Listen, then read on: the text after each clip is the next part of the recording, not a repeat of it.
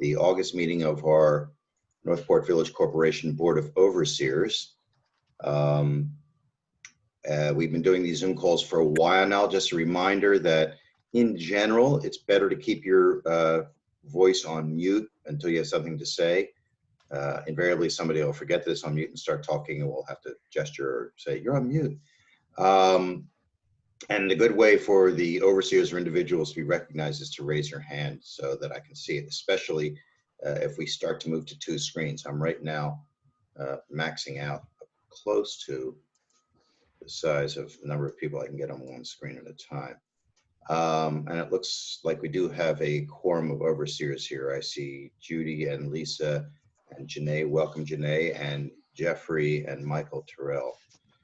Welcome, Janae, who is our new overseer, and Wendy Huntoon, who is our new treasurer. Thank you to both for running for the office, and glad you're with us.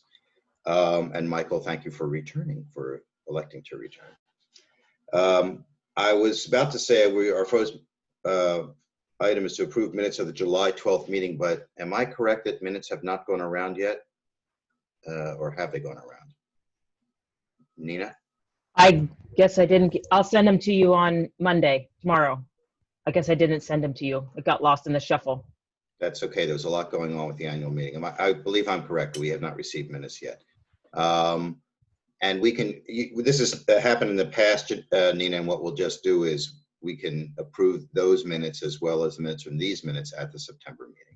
Okay. All right. There are 2 opportunities during the meeting when we invite guests, or anyone really, could be an overseer too, to speak to any particular topic. So if there's anybody now who would like to speak, you should let me know. I will note that Alma Hamola, Morgan Knott, Sarah Bixler, you're not identified with a photograph on my screen. All I see is your name. So in your case, you may just have to start speaking up and identify who you are. But otherwise, is there anyone who'd like to speak up? Hello, this is Sharon Burial. I'd like to have an opportunity at some point as well. Okay, we're going to start with Rachel Rosa, who waved her hand.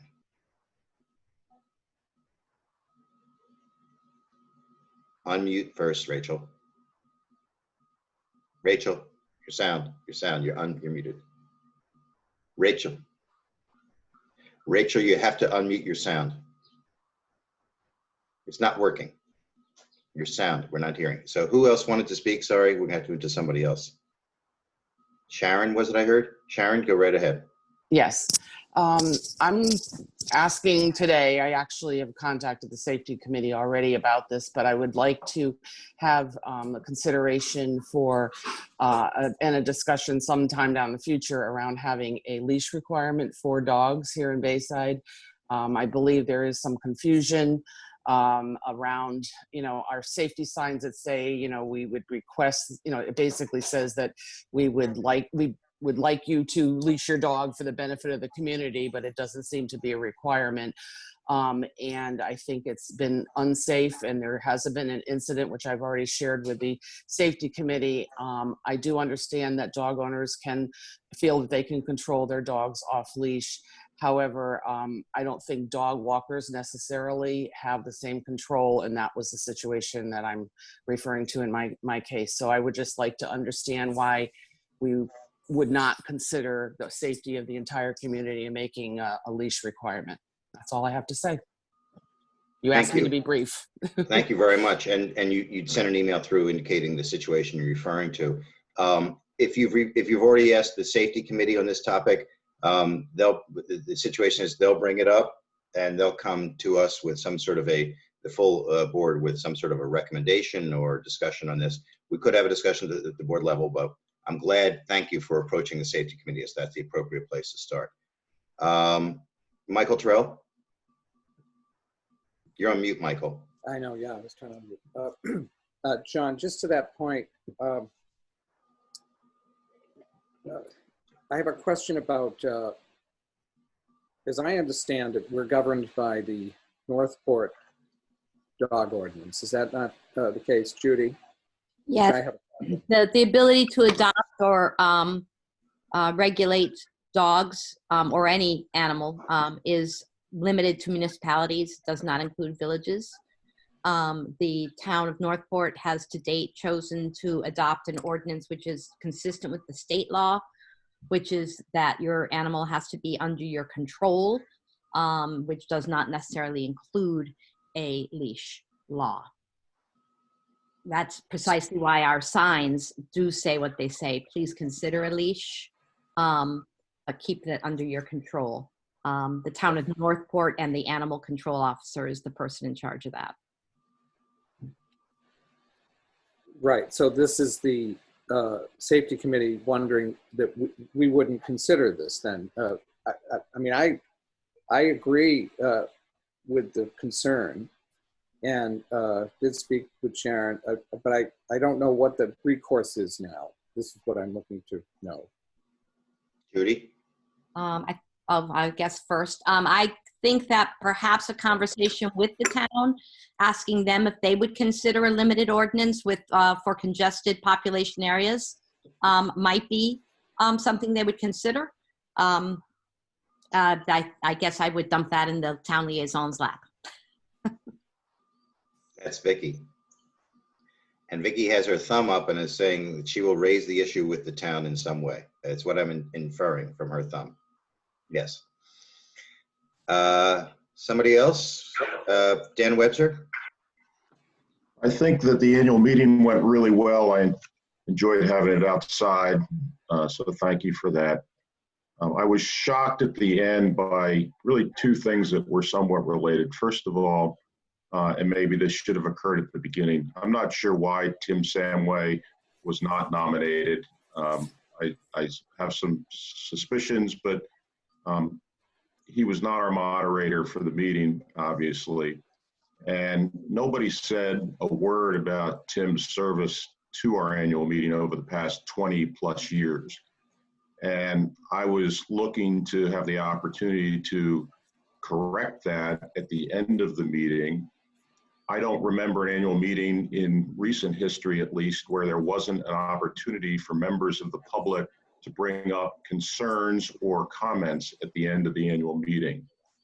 And I did look back at prior agendas or warrants, and in fact, there is nothing in the warrant that specifically allows for public comment at the end of the meeting, which is the public's meeting, as is stated at the beginning. But it has been tradition that there's been an opportunity for public comment. This year's meeting, and I don't know if it's the way Lee Woodward runs his meetings, because I went to the town Northport meeting and it was like boom, boom, boom. Everything goes very quickly, but it was just glossed over. And I would have liked to have had an opportunity to say a couple things, one of which I say every year, which is thanking you all for your service to the community. But the other thing I wanted to say was give some recognition to Tim Samway, who's done such an admirable job over the past 22 or 3 years. And nobody said a thing about that. And John, I told you at the end of the meeting, I thought that was very disrespectful. It may have been an honest oversight, but I wanted to have an opportunity to at least say something about him, and I didn't. So I'd appreciate if you would consider in the future, when you put your warrants together, actually adding an article or what maybe it's just a comment that you would accept public input at the end of the public's annual meeting. Thank you. Thank you, Dan. Jeffrey Wilt? Yeah, I agree that Tim has done a great service to the community and should be thanked. I thought last year we honored him and gave him a gift, but I might, and again, that doesn't mean it wouldn't have been appropriate to thank him again this year. But am I remembering that incorrectly? Judy? I don't believe it was last year. I believe it was the year before. We also gave dedicated the annual report to him a few years ago. But I also want to say specifically, Dan, that he was specifically asked to serve as moderator this year at the beginning of the nomination process, and he declined. So we had to scramble. And we were very fortunate to have Tim. With regard to the ability to have public comment at the end, this is indeed a town meeting governed by the warrant And you're right that the warrant might include an opportunity for public comment, but I also recall Tim over the years reminding people this is not an overseers meeting, and therefore public comment should be reserved for the overseers meetings, because the only action items can be the items on the warrant. Usually that comes later at night. It was delightful to finish today in this week in sunshine, even if it was 95 degrees. But I know that people were anxious already to leave. Finally, I personally was planning on raising my hand to thank Tim if he had come, but he did not come to the annual meeting this year and exercise his right to vote and participate. Dan? I'm not sure how you can read the minds of the majority of the people that were there, that they were ready to leave. I think most people would have stayed for that. But there was not, as is stated at the beginning, it's the public's meeting, it's not the overseers meeting. So this wasn't public comment to the overseers, this was public comment to the, I mean, what I'm saying now is certainly public comment to the overseers, but what I wanted to say on Tuesday was not. And there just wasn't even an opportunity, and perhaps I wasn't thinking quickly enough on my feet to stand up and wave my hands, but there wasn't an opportunity for the public to even make a motion to have a public comment period. I didn't think that was necessary because it's always happened in the past. And I would just ask you to try and make that happen in the future. And if not, I'll try and stand up more quickly or say something at the beginning of the meeting that we add that to the agenda. So I'm going to ask Nina, and I'll also pull in Wendy on this only because in the past, Steve has been responsible for assembling the warrant for the annual meeting. But just to make a note, to at least give the overseers the opportunity to consider that for next year and subsequent years, that there be an opportunity strictly for public comment. Thank you, Dan. Thank you. Anybody else? Rose is now Rachel. Let me go to Rachel because she finally got her unmute on. No, Rachel, it's still not working. There's no audio coming. Sorry. You write us a note. Anybody else want to speak for this moment? Again, we have this twice in the meeting. We have it at the end also, so there's plenty of opportunity. Lisa? Could Rachel use the comments on the bottom to state her question? Rachel, you could use chat at the bottom of your screen. You should have it there. And you can either send it directly to me and I can transfer it, or you can send it, broadcast it. Okay, working on that. In the meanwhile, what we're gonna do, Rachel, is we're gonna move forward with the meeting, and there's an opportunity later on also to review public comments. I don't think we have Mike Lannon on the call, unless I'm wrong. I'm looking around the screen and don't see him. So I was going to have, I like to have updates on the Seawall project and the Nordic Aquafarms project just to keep in touch on those. I can say that on the Nordic Aquafarms project, a couple of meetings ago, Lisa and Mike and I were authorized as a sort of ad hoc group to communicate to BEP officials on behalf of the Northport Village Corporation. There have been a couple of letters that have gone out. We're going to sign on to an upstream watch letter saying we agree, essentially. There's not much that's been happening. The process, as you may know, is moving forward kind of as expected. They recently received their air permit, I think, is what the one was, that the big one that just came across. But we're sort of staying on top of that in terms of following the process and remaining agnostic on the issue, but speaking up when we think that there are topics that concern the village and Baysiders. Seawall project, all I know is that the giant, did he say 15,000-pound blocks have started arriving down at the waterside, and I believe that's moving on as expected. And unless anybody has anything else that they can update us on in terms of the Seawall project. Report of the treasurer, Ms. Huntoon. All yours. Thanks. So I sent overseers 3 different documents. So the first one is the one that you're used to seeing, which is the general performance year to date through the end of June. So this basically shows all the income and expenses through the period of the end of June, and has the comments on the bottom. I'll note that Steve was the one who put this together. So I'm not going to go through it in much detail. I'll just ask if anybody has any questions on it. I think the two following documents are the ones we want to focus on a little bit more.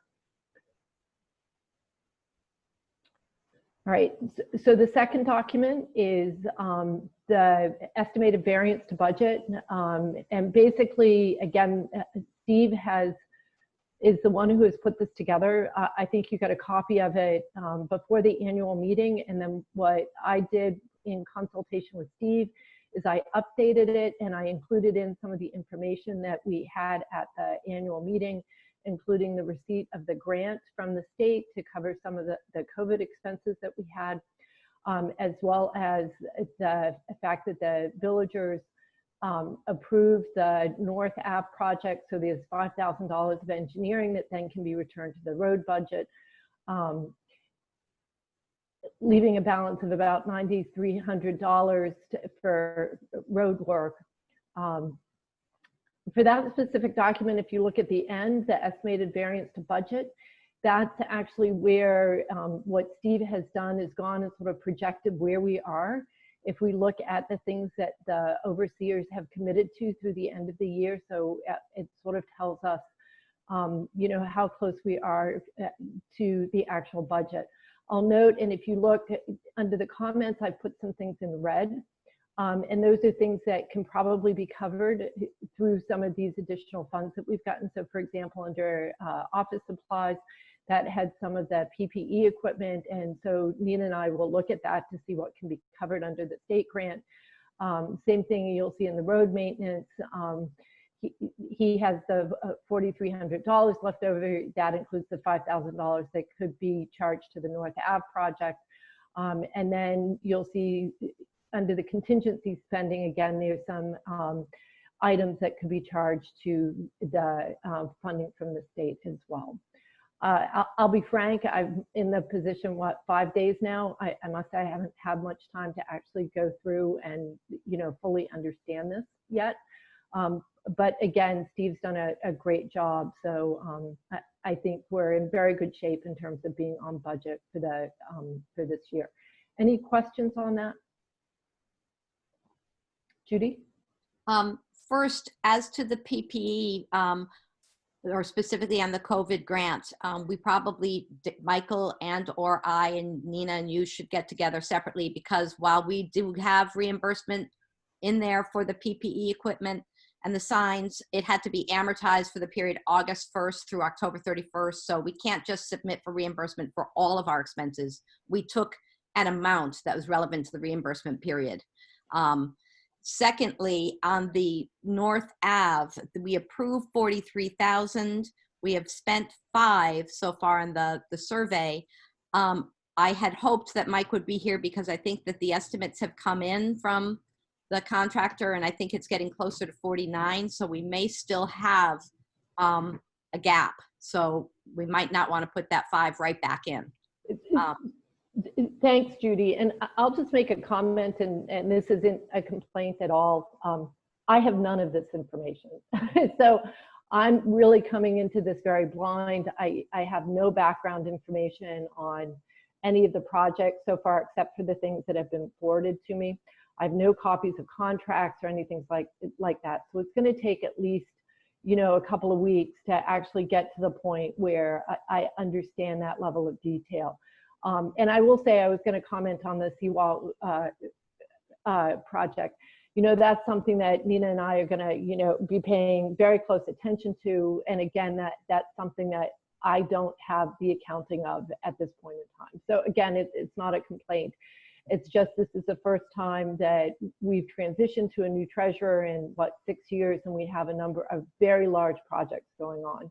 And so it doesn't mean that there are any issues in terms of the accounting. It just means that I am not up to date on the majority of the things at this point that have to do with the, spending, especially on the big projects.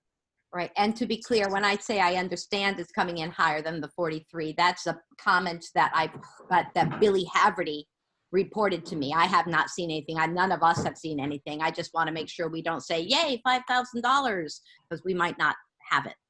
So, and that's one of the things, again, that I'm going to try and do in a very gentle manner, is make sure that Nina and I get inserted into this process as soon as possible. One of the things that I think is very important is that making sure that we stay within budget, and that the appropriate fiscal control mechanisms are in place. Not to say that they haven't been, but I think that that means just that Nina and I both have to be on the same page and involved in these projects, especially when it comes to expending funds sooner rather than later, so that we can do the appropriate projection for the budgets, especially for these large projects, so that we understand if something may be over budget, and then we can address them either with whoever is working on that project or with the overseers themselves. Mm-hmm. So what I wanted to do is show everybody, and again, this is very new. What Nina and I did is we actually were able to go through, and this is actually Nina's hard work. We've gone through and looked at the income versus expenses through the end of July. I will note that this is draft, and I did say that to you, that again, the time frame is pretty tight right now. Nina has to make sure that she has access to all of our accounts in a timely manner, so that she can actually do the reconciliation for these reports. For the month of July, the year-to-date ending in July, we're just not confident at this point that we have every single piece of income or expense. So this is a format that I'm looking to go towards in the future. I find it a little bit more readable than the previous document. Nothing wrong with the previous document, but this is how I presented financial reports when I was the CEO of the nonprofit. If you look at the top, it's got income. We don't break it down into all the subcategories. Obviously, if there's you want the details in some area, we can still provide that, and we can still provide the financial reports in the format that you're used to seeing them. But what I'm going to try and do is focus on this specific document. As Steve has always said, we don't get our income in until September 1st. So the income versus expenses is difficult. We're always, spending more than we have an income until we actually get the taxes in. For this, if you look at the expenses, what I thought was particularly interesting, especially over the summer months, is that we know that a significant amount of spending is done during the summer in specific areas, especially in protection and safety. And so if you look down, you'll see that we have what the total expenses are through the end of July in the protection and safety. And that also sort of gives us an idea of how much money is left to spend for the rest of the year. So I'll stop there without getting into the details and see if anybody has any questions or comments on the format. Jeff? I don't have a question. I just think this format's very helpful, and I like it a lot. So the other thing that Nina and I are going to do, and again, I hope to have this, sorry, Michael, I'll call on you in a minute. We're going to put anticipated budget. So we're going to add a column, and it's going to say anticipated, income and expenses. And basically what that column will have is what we know for the rest of the year. And so when you look at the totals in that column, it'll basically integrate in that estimated variance to budget in the same format that you see the year to date. So Nina and I still have to work on that. It'll probably be a work in progress. We expect to have a good report for the September meeting, get comments, and then we hope to settle on it in October or November. So again, this is sort of setting us up for next year so that we can, understand sort of as the overseers actually approve expenditures that might not be in the budget, this will actually capture them so that you can see them where you are. So for example, right now in the budget, it doesn't have the dock attendant. That's something that was not budgeted. There's no line item for it. Also doesn't have the income from the state. So I'll stop there. Michael, did you have a question? You just went to my question, actually. That's what I was going to ask about, because I didn't see it there, and I assumed that it was being factored in at some point, the dock attendant and the grant. And I love this format. I just love the clarity of it. The question I have is less about the document and more about, I guess, process going forward. One of the things that I don't always have a feel for is where we are in the summer except when we get these reports. So I just, like for instance, on the safety front, planning through the end of the year, the season this year, because we're assuming, it's just dawning on me in the last couple of days that the season seems like it's going to run a little longer than it typically would, in this way that I'm hearing more and more people are going to be here. And I'm just starting to wonder about waterfront coverage, if it's possible, with our some version of our current lifeguard staff. Because we usually wrap up around the end of, around Labor Day. But I'm just wondering if we would end up having some of it bleed a little further into September. I will know that we're running a little light. Instinct tells me, and then I know Beanie's been tracking the dock supervisor shifts and has a kind of back of the napkin calculation that we're running light there, which is good news.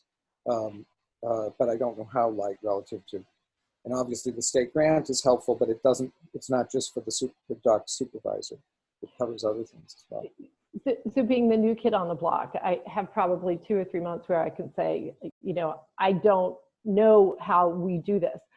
But my idea on this, Michael, is we have to understand what our process and procedures are. So what's the process that we have for approving the hours for the lifeguard or the dock attendant or the police officer, and making them adhere to the hours that we've actually, asked them to work, and then accounting for those in the budget. And so part of this is getting me and Nina, hooked into this so that the budget projections can be accurate.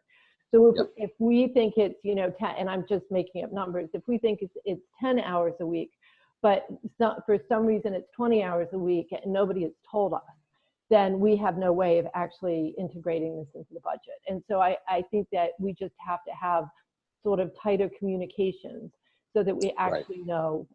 And again, and I know it's different. When I was running a company, I knew how many hours my employees were working on a weekly basis. And so I think that we just have to figure out how to get the process in place so that we know that, and it's deterministic. And maybe there's a process in place that tells us that, and that Nina and I just have to get it hooked into that. Michael, as far as that specific thought regarding maybe extending the season on the waterfront for those individuals, bring that up during the safety committee meeting report, and if you think it's of the level where you would like to bring it in front of the overseers. Judy? I think with regard to the grant reimbursement in particular, we put into that grant application up to 5,000 because that's what was approved. And the grant requires the money not to be spent on the ordinary expenditure you had already anticipated, but rather on the additional expense. So that was all the dock attendant. Beanie's been doing a great job of managing that budget, but that does give us a little flexibility in terms of extending waterfront safety to October 31st, because the grant period covers to October 31st. We could consider keeping some type of dock attendant on there after the traditional spot to keep protecting the children from themselves when they want to jump off boat floats and the like. So I think we have some flexibility. The process for all that is going to be, we've been approved for everything we applied for, provided we can show that we actually expended it. So I guess what I'm saying is, to the extent we're expending it, let's expend it on the dock attendant, because we're not going to get lifeguard money back, but we're going to get dock attendant money back. Right. Yeah. In regards to, if you're looking at this, all of the wages to this point for the dock attendant and the lifeguard have been lumped together. So if I can get a, I don't know who does what. I know they kind of intermingle. So if I can get some sort of a hourly breakdown, then I can take the payroll report and we can add a new subcategory here. So we'll have lifeguard wages and dock attendant wages. And then that way it'll be easier to track and we can know exactly where we're at for that person. Yeah, we can, Beanie, you and I can regroup on that. But yeah, I just think going forward, this is a great conversation, and Wendy, we can have it later at a more granular level going into next season. So that I'd love it on a weekly basis, not reporting, but that we all have the same window into what's going on. Because in the past, I would, the assumption would be, oh, safety's running heavy, but safety didn't know that. So anyway. Other questions for Wendy? Go ahead, Wendy. So one of the things that we have to do is in the variance to the estimated budget that Steve puts together, he's looking at collecting funds to cover other expenditures that the overseas might want to do or may have already approved. And I think that there's some assumption that not all of the lifeguard money was going to be spent. I believe he assumed that that would cover some of the dock attendant. With the state grant, then we may not need that. But that's something that Nina and I have to look at. That what we need to do is understand sort of the assumptions in terms of where some of the savings was going to be applied so that we don't spend that money twice. Yeah, and just the last thing I'll say on it is Steve's assumption is correct in the sense that we anticipated 7 days a week, and we haven't had 7 days a week. We've had 6 most weeks, I think. So at least there's that. Anyway, so I don't want to belabor it further, but love the new format. Anything else for Wendy? Or Wendy, any other things you want to say right now? Nothing for me. Okay. I'm going to move ahead to committee reports, but I'm first going to stop because Rachel Rosa was able to write us a nice chat. And what I'm going to do now is share my screen so that people can read it rather than my reading it aloud. And she sent it to everybody. Well, but people at home who are looking at this on the record, if you want, I can read this out loud. The host has disabled screen sharing for me, however, so I don't know if I can share my screen. I'll read it aloud. It's short. From Rachel Rose at 7 Auditorium Park, our cottage, Orrington Center, is in a trust for the benefit of our children. Equal voting rights to myself, the representative, and my 3 siblings as trustees. I couldn't come to the annual meeting, so I sent my sister in my place. She came with deed in hand showing her ownership. She was denied the opportunity to vote and told that only the representative could do that. Please help me understand how we can avoid this in the future, as we'd like our vote to count. Is there anyone who can speak to this, in particular, Judy? Yes, Rachel, I'm so very sorry. But the charter allows 3 categories of voters: the owner in fee simple, the tenant under the Northport Wesleyan Camp Meeting Association, there are no such people anymore, and registered voters in the town of Northport. So if you happen to live here year round. Unfortunately, that means that only the trustee of your trust can vote. It also, nobody can vote by proxy or by representative. So you have to be physically there. When we send our notices of village voter registration out every year, we have added a paragraph that specifically cautions people about that, because we know for estate planning purposes, we all want to make sure our cottages go to the people we love without a lot of undue tax problems and undue probate problems. But we have said specifically that we've noticed a lot of people are doing this. Please be aware that when that is done, only the manager, operator, or trustee would qualify to vote at the annual meeting. The beneficial owners of such entities would not qualify under the charter because they are not owners in a fee simple interest. So I am deeply sorry that you weren't able to be there, but only the trustee could come. So I guess if I were your lawyer, I would say, how about co-trustees? How about successor trustees so that you can come with a certificate of appointment of the successor trustee at that time if you couldn't have been there. But simply sending your sister because she happens to be a beneficial interest simply doesn't work for our charter. I know none of that's satisfactory, but it is all consistent with the charter. Fred Lincoln, you had a comment on this, I believe?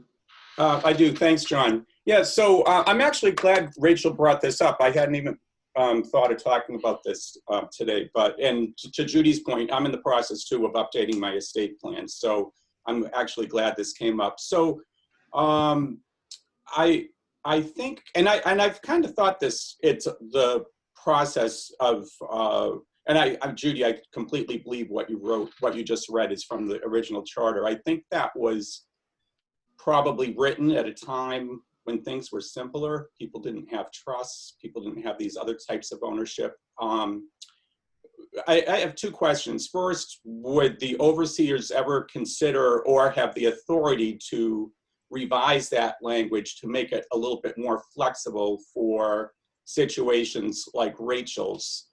And my second question, since I'm doing estate planning myself, as I mentioned, my updates, is there if I decided to do some type of a fee simple deed on my property, am I limited to the number of people I could have in that capacity, as far as the number of people I would have on my deed? Those are two questions. Thank you.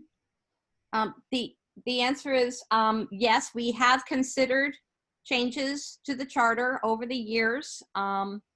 1919, 1957, more specifically, once John became the president and we created a governance committee, and John did a very careful review and presentation on what we can and cannot, should consider changing. Any change requires going to the legislature. I have not been shy about saying that that sausage factory is a place I would do everything to avoid. Right. But in terms of your second question, are you limited at all in how many owners you have? Some village corporations have a 1 vote per property. Our village corporation does not. It has a 1 vote per owner. It has not at all been unusual for me to be presented at voter day with 19 deeds. Dated the day before because there's something controversial on the ballot and everybody's cousin and uncle is suddenly a co-owner. And then you will see at the very next day that those deeds were all reversed. So you can all vote as long as you are an owner in fee simple absolute. And there is an infinitesimal number of owners for that. I think Wendy's smiling. I'll use her family as an example. Both her children, the minute they became 18 years old, became owners of an infinitesimal share, but they have the right to vote at the meeting if they're there. That we are not averse to considering changes. There are certainly things that could be made better. There's been several suggestions over the last year that we not be called overseers because of the Southern negative connotations there. We're called overseers of the charter. Should we go and change it for that? Should we adopt a different name? We're not averse to considering these changes to adapt to modern times, but we are cautious about, or I am cautious about that. I'm sorry, John, I just had a quick follow-up. So, no, and thank you, Judy. That's for clarifying that. That's helpful. Do the overseers have any concern to the example you brought up, Judy, about this is purely hypothetical. I'm not trying to imply that this has actually happened. That if there was something controversial on the ballot or a bunch of people were trying to get a certain individual elected, that event could happen. So I guess what I could say it this way, and I'm again purely hypothetical, you guys know I have a large family. If I put every single niece, nephew, cousin, 50 of us on my deed and we all came to the meeting, as of today, we would all be allowed to vote. Is that correct? That's correct. That's what the charter says. Okay, thank you. John, I noticed that Rachel had a follow-up. Rachel does have a follow-up. I do want to be careful that we, I was going to say, I'm happy to read this and or move this discussion offline, perhaps, Rachel, more specifically. Rachel's follow-up was said that she didn't receive voter registration information, and the siblings are equal trustees, not the beneficiaries. So I think there was a little bit getting into the specifics here on one particular owner. So what I'd like to say is, Rachel, if I don't have the legal qualifications, and I suspect that most of the people in this call don't, to resolve your questions, and perhaps Judy, you should have a conversation directly with her and try to get to the bottom of this. Okay. I'd be happy. I do want to say one more thing though, John, because as Danny has said in the comments as well, Rachel, we post the voter registration information and days on every bulletin board, and Danny over the years has always been very good about posting it as well. That is the manner in which we communicate. And the people who actually check in, the people are just friends and neighbors like you've always known. And if they've made a mistake, if they read the deed that was presented to suggest that you were beneficiaries as opposed to trustees, that was a mistake. Next year, make sure you come to us and make sure I can see it if I'm around. Thank you, Rachel. Thank you very much, Rachel, for bringing that up. We're going to move to committee reports now. Committee chairs should speak as briefly or to the extent that they feel is necessary. We start with Michael Lannon in infrastructure, but I don't believe he's on this phone call. So we're going to slide over that. Tree committee, Lisa Fryer. Sure. Okay, so I have a number of things, but I'll be as brief as I can. The first thing, brown-tail moth, I'm going to let Vicki handle most of this. We had Sadia come and present to one of our meetings from Hawks, and so I'll let Vicki kind of, is that okay, Vicki, if you go over all that? Okay. The next issue is Merrithew Square with the lilac bush. So the tree committee has been meeting weekly.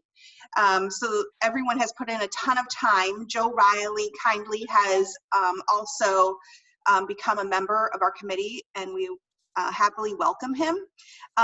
So after 2 or 3 meetings, we finally have come to a consensus that the bush will be moved. It will be moved after talking with the Historical Society and Bill and the committee members. We've decided to move it next to actually the old jail. There was something planted there before, it's come down, and so that's where it will be moved. Miss Elfer Brown will be paying for all of it for the move, and all we have asked is that she use someone that the village has used before. So say Basil Littlefield, someone that we're familiar with, to do that. And so we're just waiting to get the final on that. A hydrangea plant is being donated to replace the lilac, where the lilac is, in the Merrithew Square. My only question with all of this just is, I just want to make sure that I know Basil does like the landscaping and such, you know, those plants had to just be landscaped pruned one time a year. And Bill, I don't know how we make sure that that's done just the one time a year.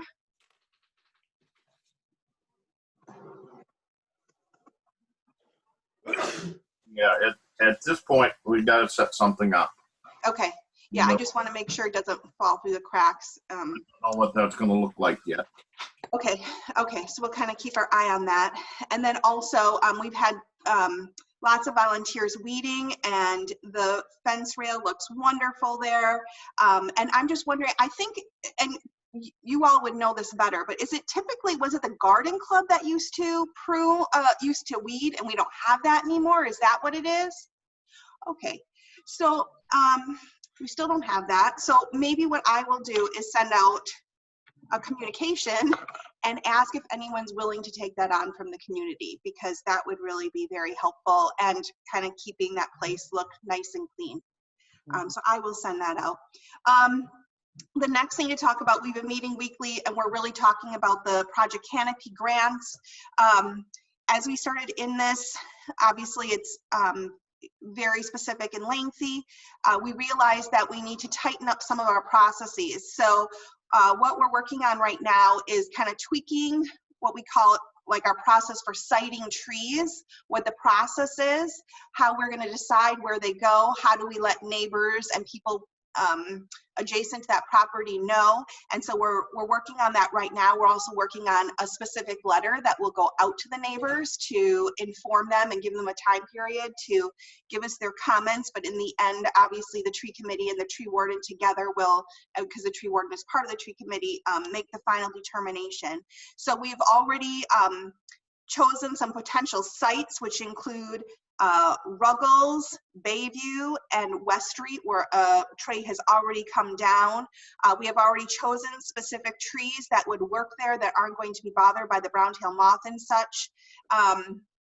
And so as we tweak these letters and stuff, we will proceed in alerting people about that. We also will be getting pricing, maps, photos.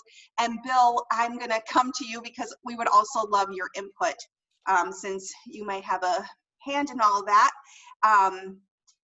The second one is we've also started working towards a planning grant. We don't assume we're going to submit that this year, but we have determined some land that was donated 20, 30 years ago that connects shore to Bluff Road down shore here. We've already, John Hoy and I have already walked it, identified it, and it would be a great place for a path to go through. And so we've done some diligence with that. We're going to put that on hold for right now and think that that could be a grant for next year. And then we're just going to hone in on the planting grant for now, so we can definitely get that through. But any questions for me regarding any of that, John? To what degree is a grant and the funds thereunto necessary to create a path? I'm uncertain how paths are created. Right. Well, that's one thing that we're going to be looking at. Apparently, there's another conservancy area up on Bluff where it's, what I've heard, I haven't walked it yet, it's almost like mulch, and it's not necessarily that we would clear out trees. I think we're going to go the efficient way of going around trees, but make it a nice walking path. And I've talked with, a number of people, and it probably would be a nice connection down there for people that walk, because otherwise it's, Cove Road that they have to go on. But, again, the planning grant itself is an $8,000 grant. So the $8,000 grant. So they'll give you $4,000 if you put in your $4,000. Again, it doesn't mean that we have to have put in $4,000. It means we have to have volunteer work that, if we priced it out, would come to $4,000. So I think for right now, we've kind of done the legwork of this is doable. The land allows for it based on the way that it was given to us. We've walked the land. So I think we kind of in our mind think that this is a doable thing that we could get done. And so, so for right now, we're just kind of setting it aside, but I just wanted you to know like our plans and how we kind of have proceeded with that and what's on our mind for next year. Anything else? Okay, thank you. I want to hand things over to Vicky, our tree warden, but first I have to note, if you've gone on Facebook, the BaysideMaine.com page on Facebook, Steve Nelson put up a great series of 30-some photographs from the annual meeting, and we're all indebted to him. They're beautiful shots, but the best far and away is Vicky with her arms outstretched to the crowd as if she's exhorting them, or perhaps the gods above. I love that photograph. It should be a poster in your home, Vicky. So Vicky, tell us about tree warden things.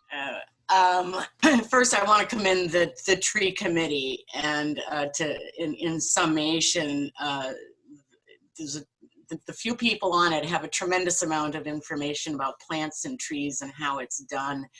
And their focus is to take advantage of these grants, state grants that are available to help enhance what we're trying to do with the trees in the village.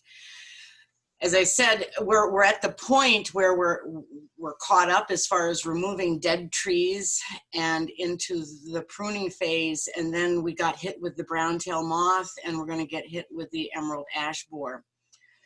So according to Steve's notes, there's about $6,000 left in the budget. I'm going to use approximations here, and we'll clear that up, but I think we'll be fine. We have about $6,000 left in the budget. The treatment that I'm in favor of, and I brought to the tree committee, and we brought the Sadia Crosby from Hawks to talk to people in the community and the tree, is to do a hybrid of tree injections and tree spraying. The tree spraying, I hope will, they're spraying in the fall and spraying in the spring. Right now, the little moths are making worms. If we spray in the fall, we kill a tremendous number of these worms that never become caterpillars with their toxic little brown hairs. And then spray again in the spring. With some of the treatments, since we treated in the spring, we'll treat some of these others next spring. They won't be treated in the fall. She does not recommend that. And the trees that will be treated are the ones that are too close to the water to spray. And actually, the interesting one is the tree at the end of Bayview that's split with two huge trunks. One trunk will be sprayed and one trunk will be treated. As soon as we get approval from the overseers, I don't think we need to take a vote, but I am asking for any concerns or considerations. We will put out a message to the community via communications.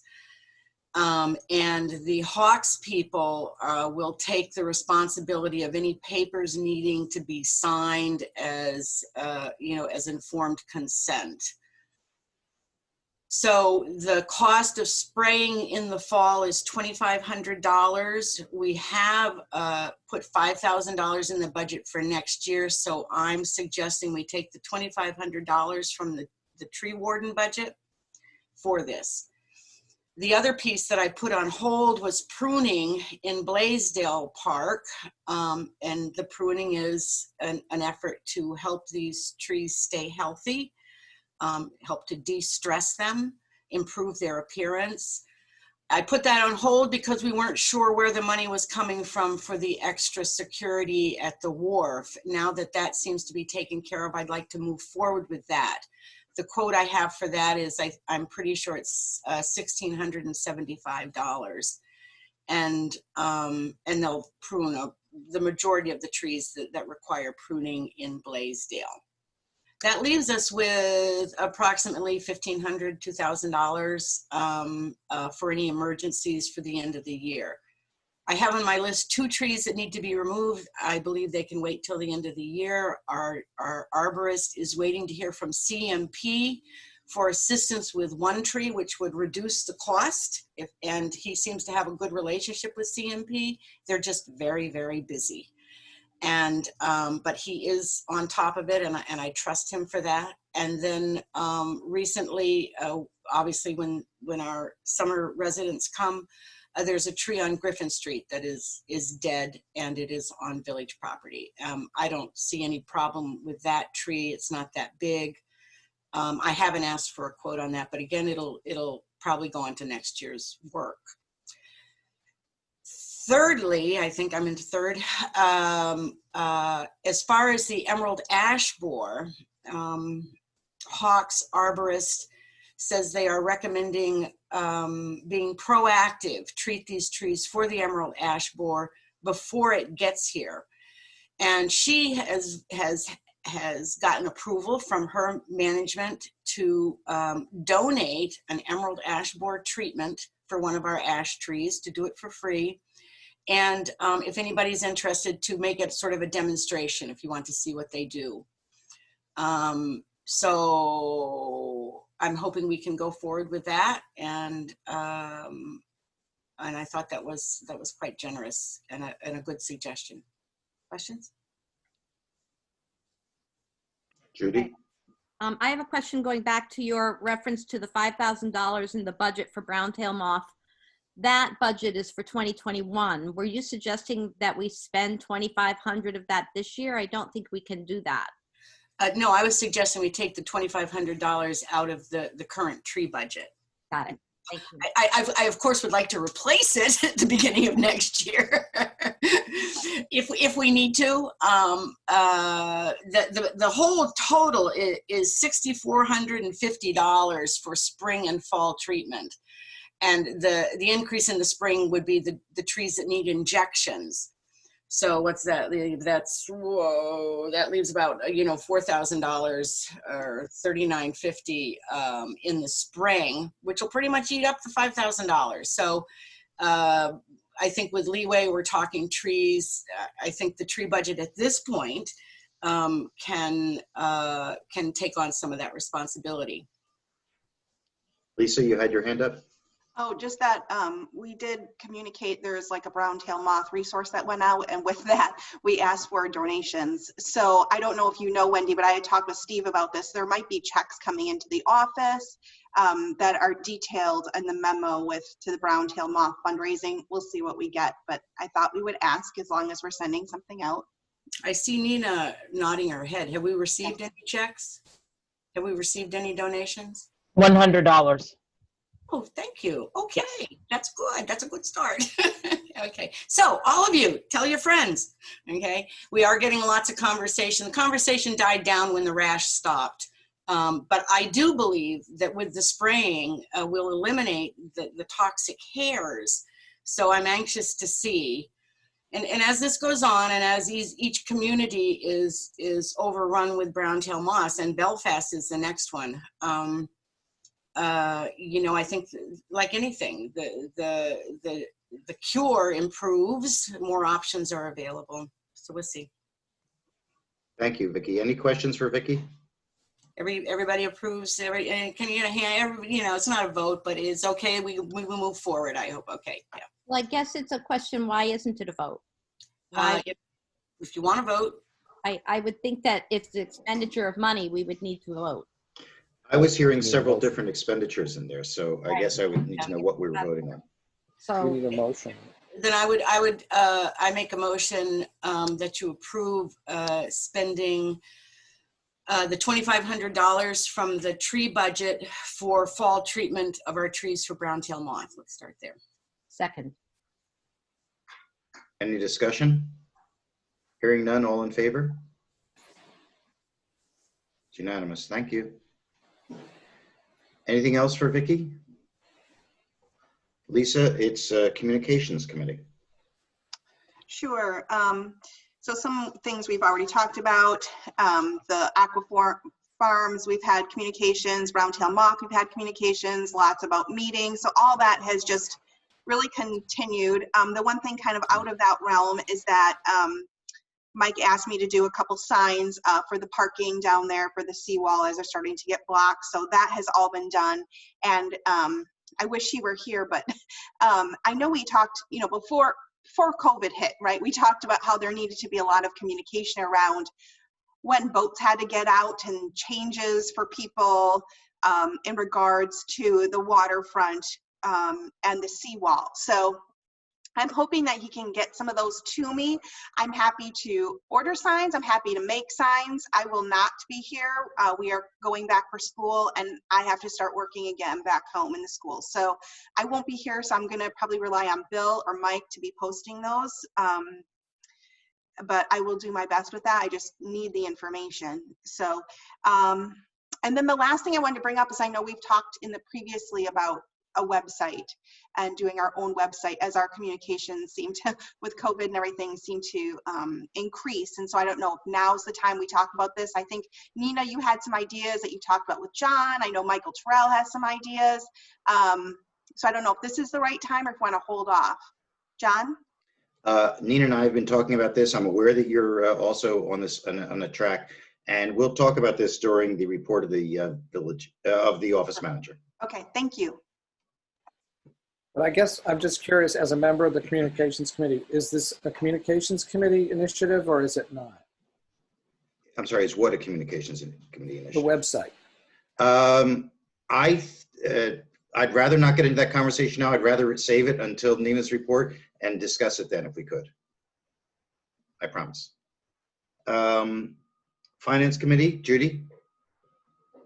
The Finance Committee has met twice. Hopefully in the last, since the last overseers meeting, I have sent the summary of each meeting out to you both, the last one was July 22nd. The next one was August 10th. You have those notes in your inbox, and nothing in addition to report. I note that one of the procedures that Wendy and Nina are particularly looking for us to be better about is assuring that when we receive bills we not only code them, but we note when it was authorized. And so, for instance, we've just authorized the expenditure of $2,500.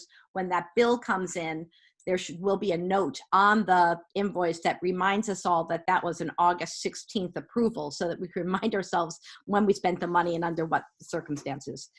To remind you, the committee is Freddie Lincoln, at this point, Steve Kaslionis, Wendy Huntoon, and Nina, and I. So thank you, unless anyone has questions on our minutes. And then the governance committee, Judy? The governance committee has not met.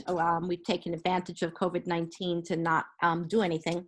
But as to governance, it has come across my desk on a number of occasions in the last month and a half what our records retention policy is. So I have sent to John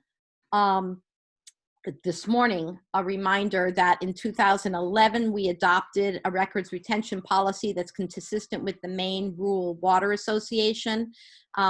So with your approval, I'll send that out again so you all know what our records retention policy is. Janae and others in the office are doing a fantastic job of trying to clean stuff out in connection with getting the drainage done for the community hall.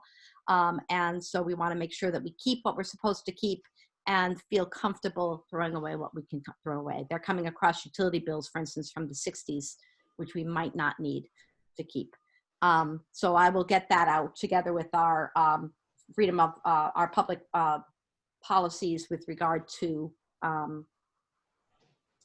public meeting requirements and freedom of access.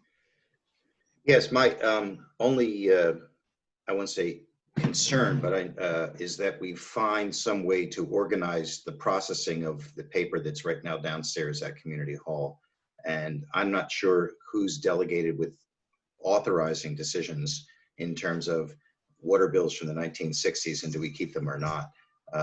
But somebody needs to be in control of that process. Nina, did I see you wanting to speak, or Nina, then Janae? Yeah, I'm going to address it in the portion where I present how we'll move forward with that. Thank you. Mhm. Janae? You're still on mute, Janae. There you go.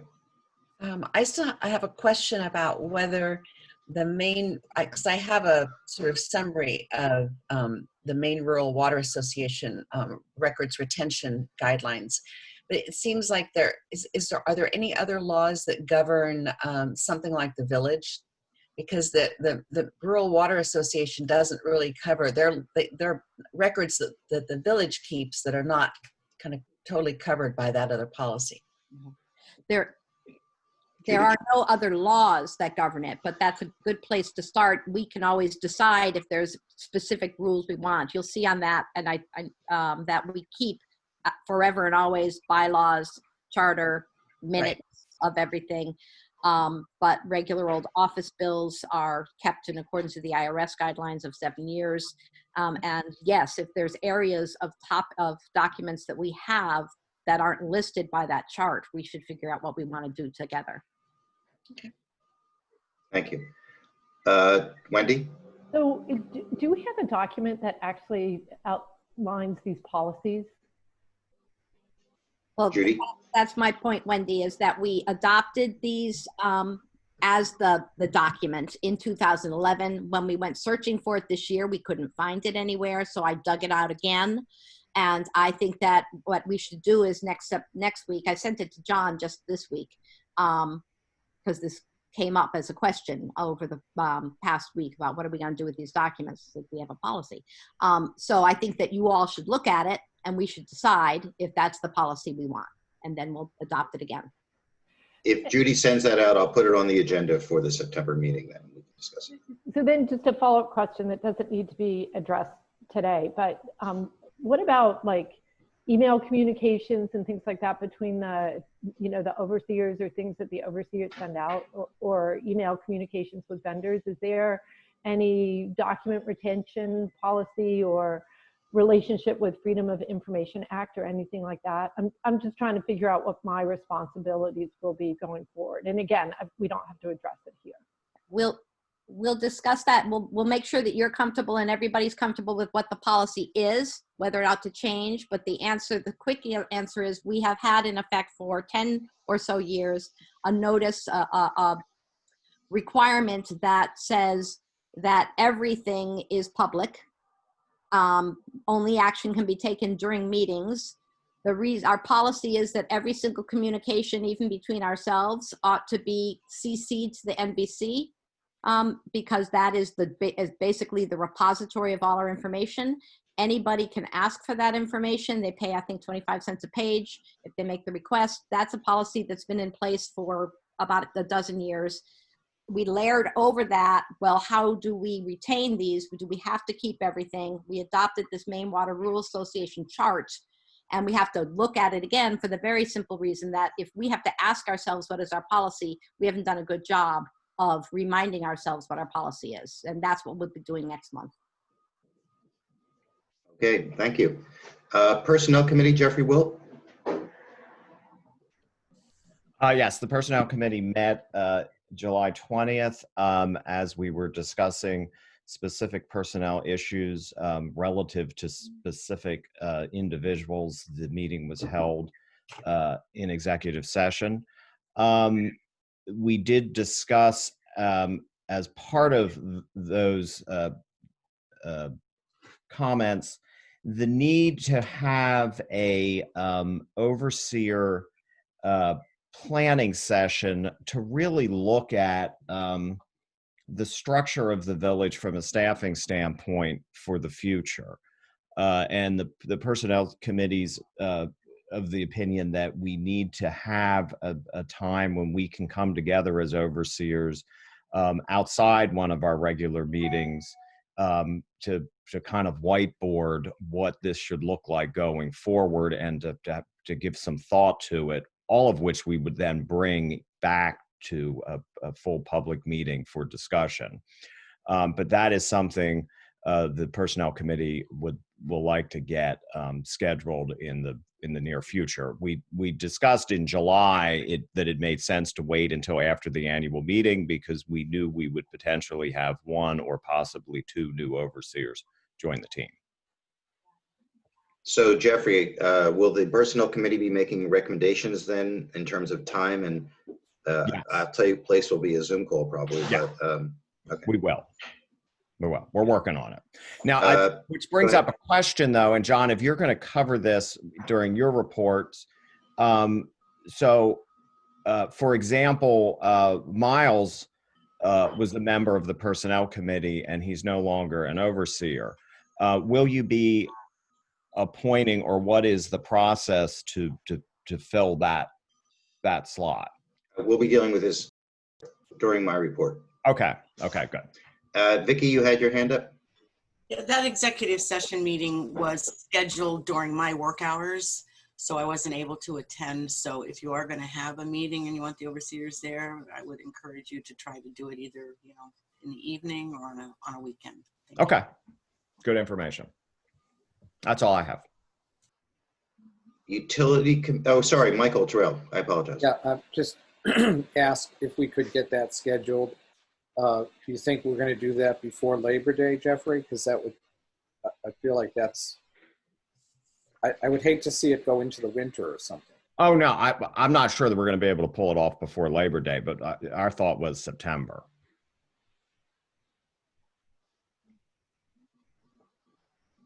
Anything else for Jeffrey?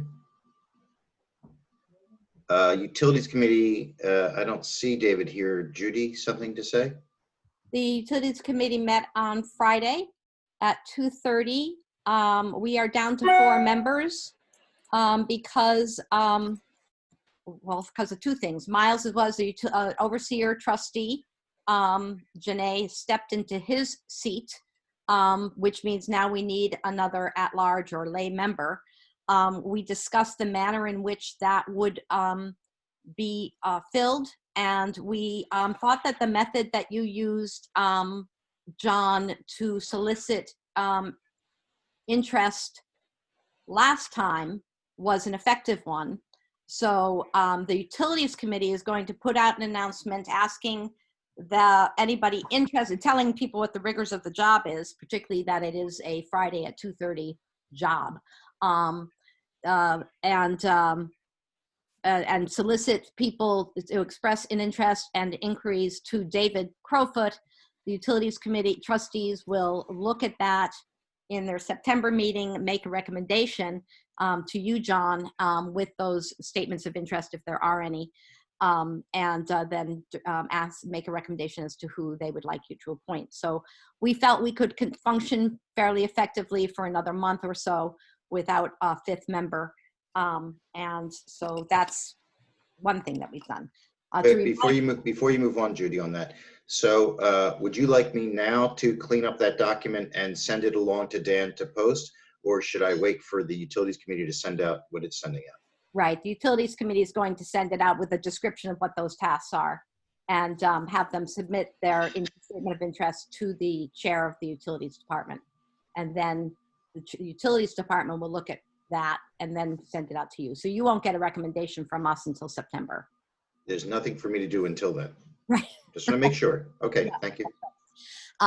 In terms of the operation of the plant, we are doing fine on our TSS and BOD. We did have another example of the, and I'm never going to say this right, enterococci. Is that right, Janae and Jeffrey? Close. Close enough. This is a new level of testing that the EPA and DEP are requiring of us and of all plants of this nature.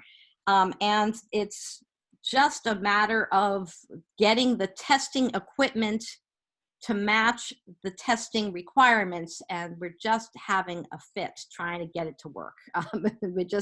It's been very frustrating for Billy and very frustrating for Dick, but they're on it, and the DEP recognizes that that's because we're in essentially a brave new world. Most important for the members of the community is that our contract has been signed for the new building. The Dorigo Engineering is going to be the construction supervisor. There will be a construction pre-construction meeting between the contractor and the Dorigo and Billy and Dick in the next several weeks. The contract says that it will start right after September. You may have seen members, Representative Blaine Casey, which is the contracting company, wandering around looking at telephone poles and the like.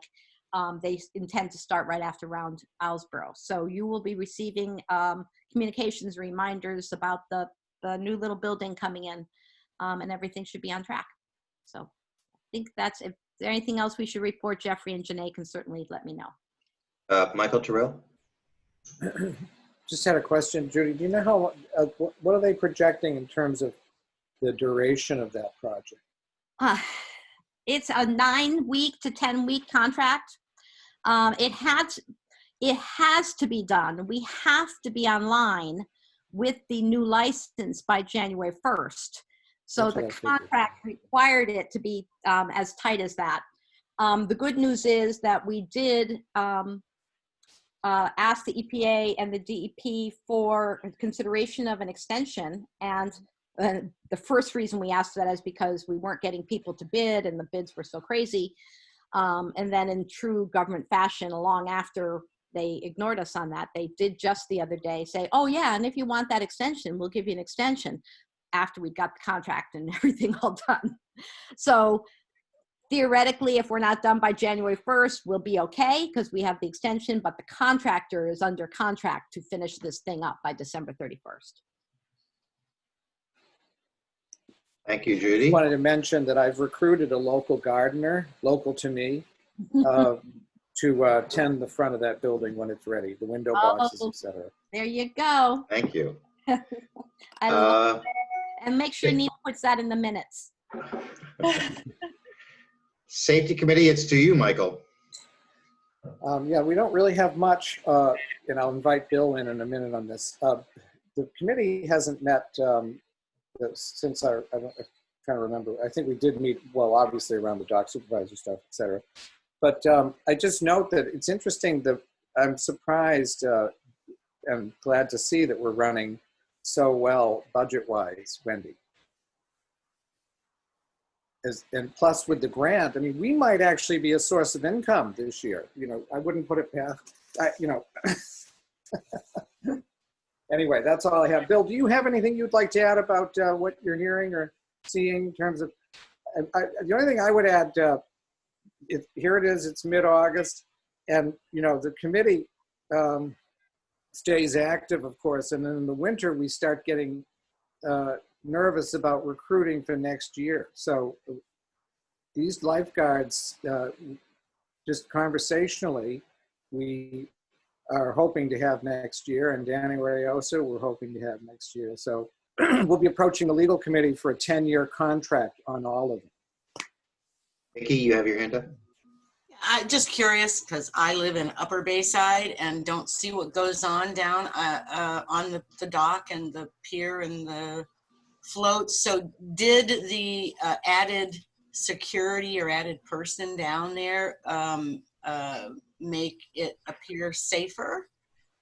Make it safer, not just appear safer?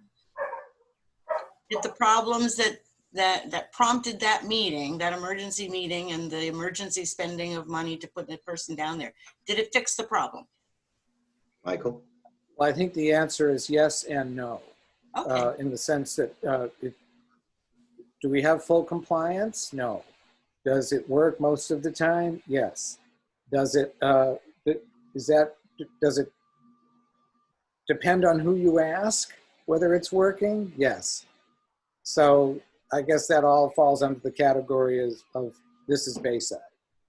Are you sleeping better? Michael, I note that you're not specifically, and it may be either you or Jeffrey who would bring this up, advancing the notion that you had earlier raised about possibly extending lifeguards past Labor Day.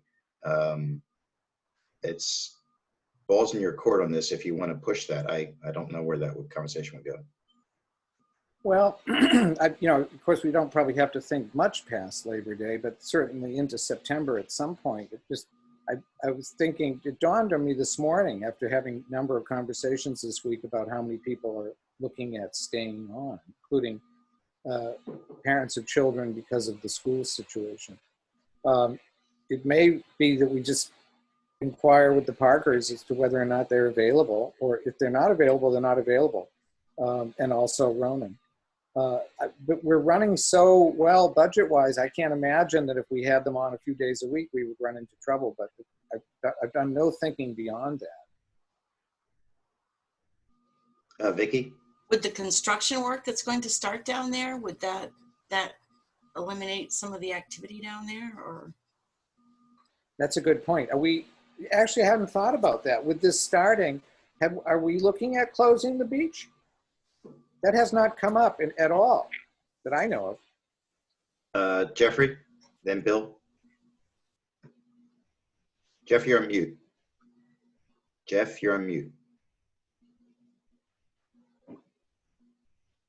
Sorry, I was muted. I was going to say Bill will do a better job answering that question. So go ahead and take it, Bill. Bill. So I was going to wait to bring this up in my part, but what I'm proposing is to get, if the dinghy situation lightens up here a little bit in the next few weeks, I would love, and it's trying to work with the contractor. I want to get all the floats, the out float from the dock and the swim float and the yacht club floats.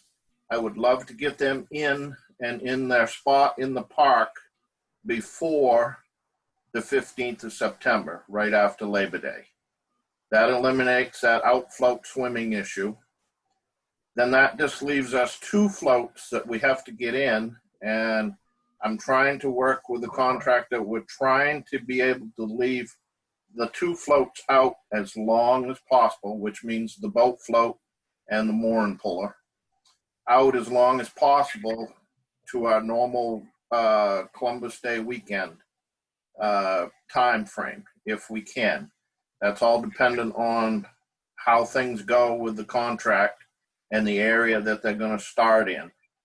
So it's kind of a fluctuation thing. Don't really know. We might have to close the boat float and bring it in sooner than our regular Columbus Day weekend. We're trying to leave it out as long as we can. If we only have them 2 floats to deal with, at that point, it's a lot easier to juggle. But if we leave all the other floats out there and try to bring them all in at once, I think it's going to be, in my opinion, it's going to make it even harder for the contractors and us to get that done. And the other recommendation I was going to bring up, as soon as Labor Day is over with, I planned on taking the lifeguard chair, all that stuff out of there, especially because now they're going to do that seawall, hopefully, or rather Michael's got it put off until the spring. I'm not sure where that's at. But that would mean that the beach would be, no swimming. So the only place you'd still might have a problem is on the dock for a while until the contractor closes the dock down for safety reasons.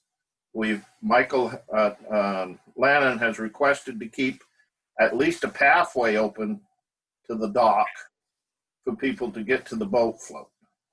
But when that's not possible because of risk factors, the contractor can close that down. So it's kind of a hard situation to know, whether we keep, I've thought of that, of keeping somebody on for a few days a week maybe, but. Jeffrey and then Michael Terrell. So my understanding in terms of the staging of the seawall project is it's going to start sort of at the North Shore and work over toward the dock and beyond. So my understanding is that the initial work will very much impact the beach and the ramp area going down to the beach and the water. And I think the plan is to work on that area first and then move down. So once they're finished with that area, they keep moving down. So it's going to be kind of a rolling impact that will go on through the entirety of the project. So to Michael Terrell's question in terms of lifeguards, I think once we get past the 15th and around Islesboro, it's not clear to me that the beach is going to be accessible. Correct. Michael? So then maybe what we should consider is closing the beach after the 15th. Well, once the I don't lifeguard think the contractor's planning to just do that, but yeah. and the chair will come out. But what I'm saying is, I'd prefer that we have that clear, that we make that decision and communicate that, because we've got a situation where the dock's closed to swimming. If we're going to close the beach to swimming, I don't think there's any question that we have to close the beach at a certain point, even though September can be still beach season. But I think we have to make a decision around that. And I would suggest we have to make that decision today. Janae?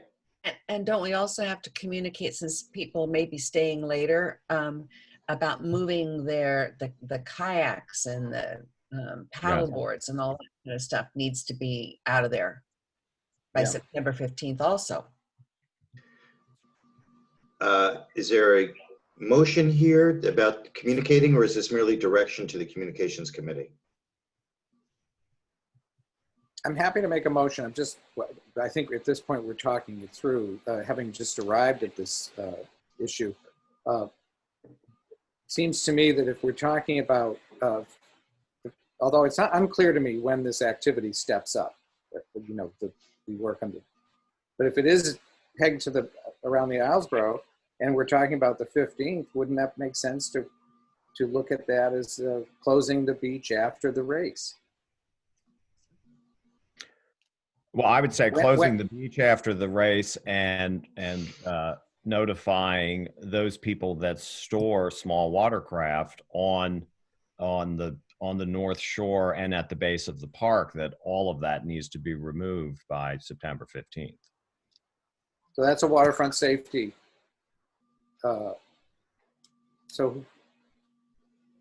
Bill? Okay. You want to step that date back a little bit, Jeffrey. Okay. They're going to start on the 15th.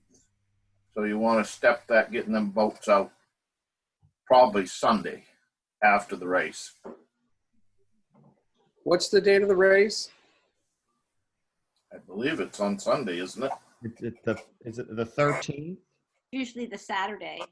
Oh, No, the it's the Saturday. It's the Saturday Saturday. after Labor Day, which would be the 12th. The 12th. So if you did it Sunday, that would be the date that they have to everything out, because they're going to start on the 15th. Okay. And they're going to be closing the park down. This is got more than just the beach. They're going to be closing that park down off and on throughout the day, and then they're going to get to a point where they're going to totally close it down. So I think as overseers, we're instructing the appropriate committees to communicate that the beach and storage on the North Shore and in the park will be closed effective September 15th. Yeah. I'm sorry, 13th. 13th, yeah. Yeah, I think we have to do that. Now, the question is, do we need a motion to do that, or can we just instruct ourselves to do it? I think we need a motion because we need to act as a governing body and therefore have everybody's back. Right? It would be great if Mike were here so that he could manage this, but so we need to direct everybody to conform their conduct to the September 13th closing, and that's my motion. I'd second that. Any further Okay, so- discussion? Yeah, just so for clarity, the motion is to close the beach, is it? And to remove watercraft by the 13th, that the beach closes on the 13th. Is that correct? Correct. And, okay, so that's one piece. But I also heard this about the park itself. And I just raised a separate issue of like, have we been clear about this project and where it goes from here as the seed? Because, you know, don't want to get us into a situation where we haven't communicated where we are with the project and it's relatively simple to communicate around its timeline. Lisa? No, we haven't. I've asked Mike for dates, but I haven't gotten any dates. So there's been no communication that's gone out about any of it. Mm-mm. That's what I meant in my report, that if I could get some dates, I'm happy to make signs, I'm happy to post, I'm happy to whatever, but I don't have any information. So that's a separate topic. Right now, we're discussing the closing of the beach and the removal of watercraft by the 13th.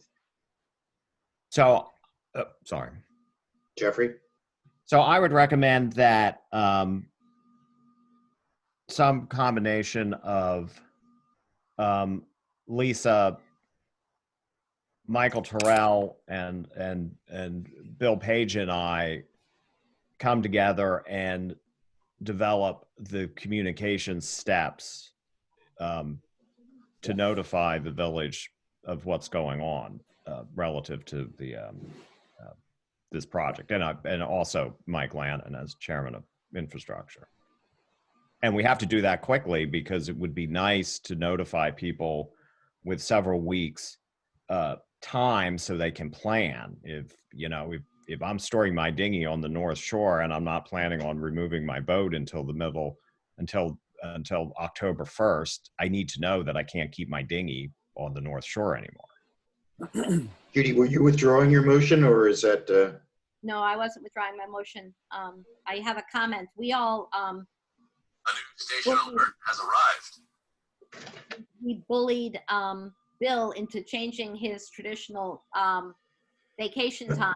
Communications need to also go out because we need to be respectful of the fact that he's going on vacation right after Labor Day, and he'll want to know that this is taken care of and that we're not calling him on his vacation. Lisa? What happens when, so Bill's on vacation, what happens when we say it has, all those kayaks and stuff have to be removed on the 13th and there's still 10 left down there? What happens? Jeffrey? My assumption is volunteer wharf masters will move them.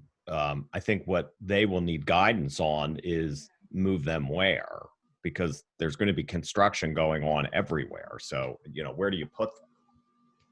Judy?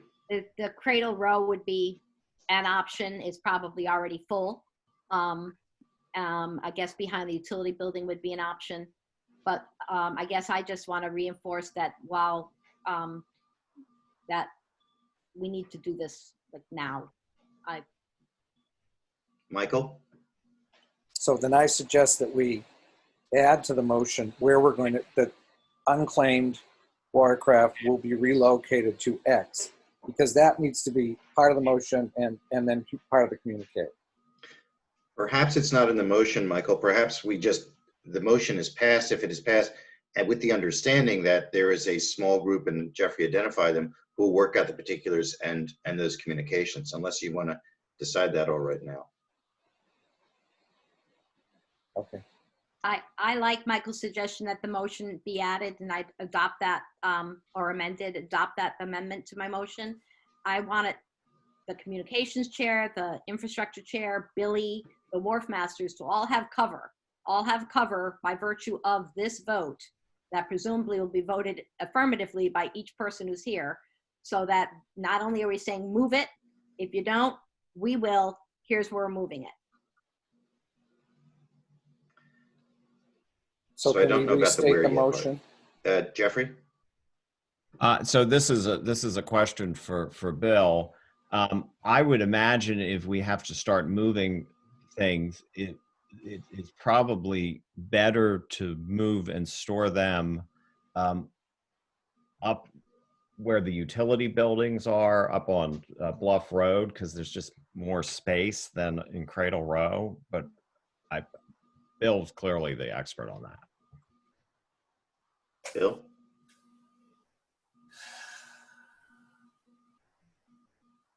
Yes, because yeah, probably is. I'll have to make an area out back of building 2, out in there, and try to keep that open so we can do that. Because the cradle area probably is going to be pretty full now. So yes, we'll probably be moving them to behind the fire station. So my correct understanding that the motion as amended is that by September 13th, the beach will be closed and all personal watercraft on the North Shore will have to be removed. If they're not, they shall be removed up to Bluff Road area. Removed from the North Shore and the lower Ruggles Park area. Both, right. There shall be no personal watercraft in the area. They'll be up at the Bluff Road if they haven't been taken out by the owner. Correct. Nina, do you have some version of that? Any further discussion? All in favor? It's unanimous. Thank you. Michael, I just put that in there just because I remember you'd mentioned it earlier. I want to make sure we tied it up a little bit. Anything further from Michael Terrell? Any questions for him? Then we move indeed to waterfront safety and Jeffrey Wilt. So the Waterfront Safety Committee and the volunteer wharf masters are going to be meeting, I would imagine, this week to discuss this. And then we generally have a September meeting just to review the season and look at what's worked well, what we need to improve for the future. So I'll have more to report at future overseers meetings. Any questions for Jeffrey? Judy? You're mute. Yeah. I thought your report at the annual meeting was really elucidating for me, that with your body counts essentially. But I did want clarification that over 100, did that include boats moored in the anchorage, or were those just watercraft that were stored on the shore? So there were 73 kayaks slash paddle boards that are stored on the North Shore or at the base of Ruggles Park. Mm-hmm. There are 30 dinghies, more traditional dinghies, whether inflatable or wood or plastic, that are stored on the two floats. Okay. And it gets to like 103. And are we going to make any effort to collect that registration fee from the 90 people who haven't paid it yet? Yes. And actually people, they're dribbling in. I think one of the things we've learned this year, what was very effective last year, and we felt we couldn't do it because of the whole issue with the COVID-19, is Jim Coughlin, one of our wharf masters, actually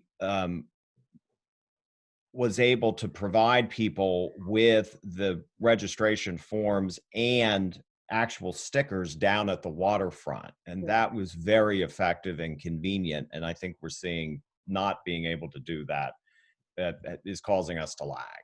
I see. Thank you. Anything else for Jeffrey? Hearing none, we're going to move to Town of Northport issues. Vicki has left her chair at the moment, it looks like. Oh, there she is. Vicki, anything to report in terms of Town of Northport? No, nothing to report.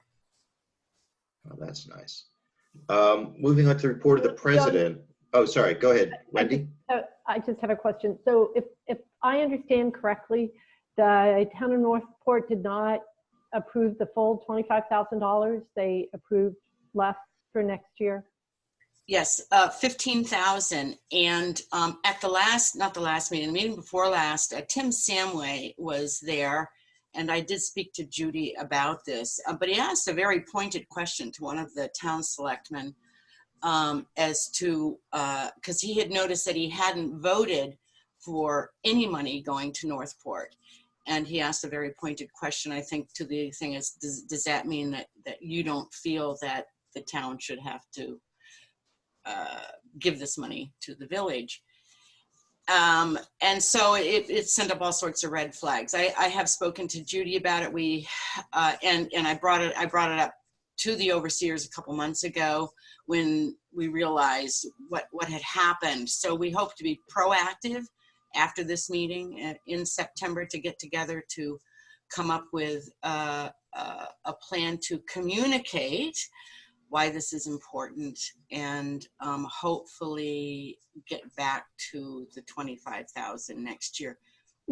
So just sorry to interrupt, but this is for the 2021 budget, not the current budget. Is that correct? Yes. Yes. Right. So as it is now, we have a shortfall for the budget for next year. I just want to make sure that Nina and I account for that appropriately when we look at next year's budget. Correct. Judy, did you want to say something? I just wanted to put a little more flesh on what Vicki was talking about. It was the July or June meeting, I guess the June meeting, that Vicki raised that the town was just was suggesting only 15,000 as opposed to the 25,000. There was some conversation about the history of the contribution. A report prepared by me, edited by John, was transmitted to the town, and I spoke in the June meeting, maybe even the May meeting, about the importance of reminding people of the history and the partnership that we have and the educating. So when Vicki came by my house the other day, it was for the purpose of suggesting to you all that a ad hoc committee be or ambassadorial party be developed to sit down with the selectmen, remind them of the history, to get their input as to what we can do better. And Vicki has said that as town liaison, she would take the lead on that. I said that I would help. Beverly Crowfoot, as a year-round resident and someone who has been a past president of the village and obviously has more knowledge in her fingertips than we collectively have in terms of the history. And we were hoping to reach out to Tim Samway because he had raised this question. I don't know if Vicki had a chance to. If you all are on board with the notion of this ambassadorial delegates group going there and making a presentation. We would run by you that presentation before we did it. We thought that the October-November timeframe would certainly give them plenty of time for feedback before they start building their budget for next year. So that was what we would be talking about, I think, under this heading or under the committee heading later on. So have I summarized that well, Vicki? Extremely. Thank you. Janae, you had your hand up? I was going to say, it sounds like you have a lot of people on your ad hoc committee. If you need someone else, I would like to work on this too. Thank you. Great. Anything else? Town of Northport? Report of the president. A few items. First is the proposed meeting schedule for 2020-2021. In other words, the next year cycle of meetings. Wendy has raised the issue of the degree to which financials would be available based on these dates.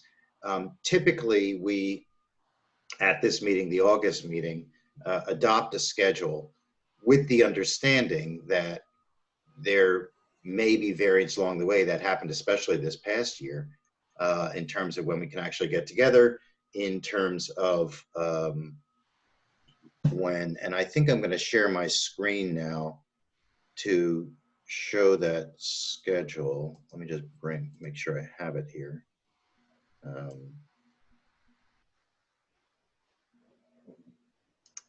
Give me just one moment, please.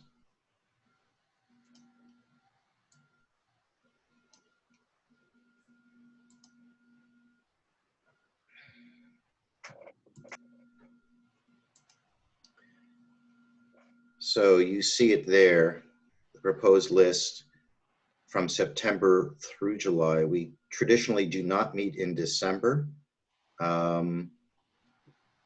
We do know, the one thing we absolutely know is when the annual meeting is going to be, which is the second Tuesday of August. And so we build in this August meeting. We didn't used to have it until a few years ago as the first Sunday thereafter. I'm now going to stop that share. I think everybody can sort of see it, or I sent it out already to all the overseers. Any questions or comments or notes or concerns on specific dates? I tried to avoid Mother's Day, Father's Day, Easter, etc. Now this year I think I did. We can always move those dates around, and as we get closer to them, we can always, reconvene as a group and move those dates around. But initially, are there any concerns? Wendy. I will just comment that I don't think that we can have the year-to-date financials for the previous month done for any of the dates that are like on the 11th to the 13th of the month. It's just the timeline is way too tight for both me and Nina, which is fine. We'll have them for the month before that, but I just want to make that clear to the overseers. So we could move the October one. That's Columbus Day weekend, and usually we have one there. Excuse me. This is again built around the past years when we were physically meeting, and it was, well, we'll all be here on Columbus Day weekend because we're all going to be emptying our cottages out and all that sort of thing. And clearly, it's changed. I don't know how long we'll be having Zoom calls. So I'm open to moving the, let's start with the 11th dates, Wendy, that you brought up. I'm open to moving Sunday, October 11th to the 18th. Doesn't make a difference to me. I'm just looking around the screen here. Does that seem okay with most of the people there? Seeing a thumbs up from Judy, nodding heads. So let's say Sunday will move from the 11th to the 18th. And then I'm just looking at the Sundays. There's April 11th, which is Sunday. I tried to avoid Easter. I don't have a 2021 calendar in front of me. I don't know if anybody else does. I'm not sure if that's before or after Easter. So, Wendy? John, I'll just comment that the ones that really matter are after our spending season, which was really June, July, August, September. So maybe the ones in the spring aren't as important from getting the financial report standpoint, but I think at least when we're spending money, I think it's important. So would you prefer then that Sunday, June 13th become the 20th, for instance? And So And- I think it's up to the overseers in terms of what level of information they want to see and when. Judy? I appreciate Wendy's comment that the year-to-dates in April are not as important to us as July, August, September. So I would suggest that we, at this point, only move the October meeting. That we know we're going to get feedback from Mike Lannon that no matter what we adopt, he's not going to be able to come. So we can revisit the later dates when Mike is here.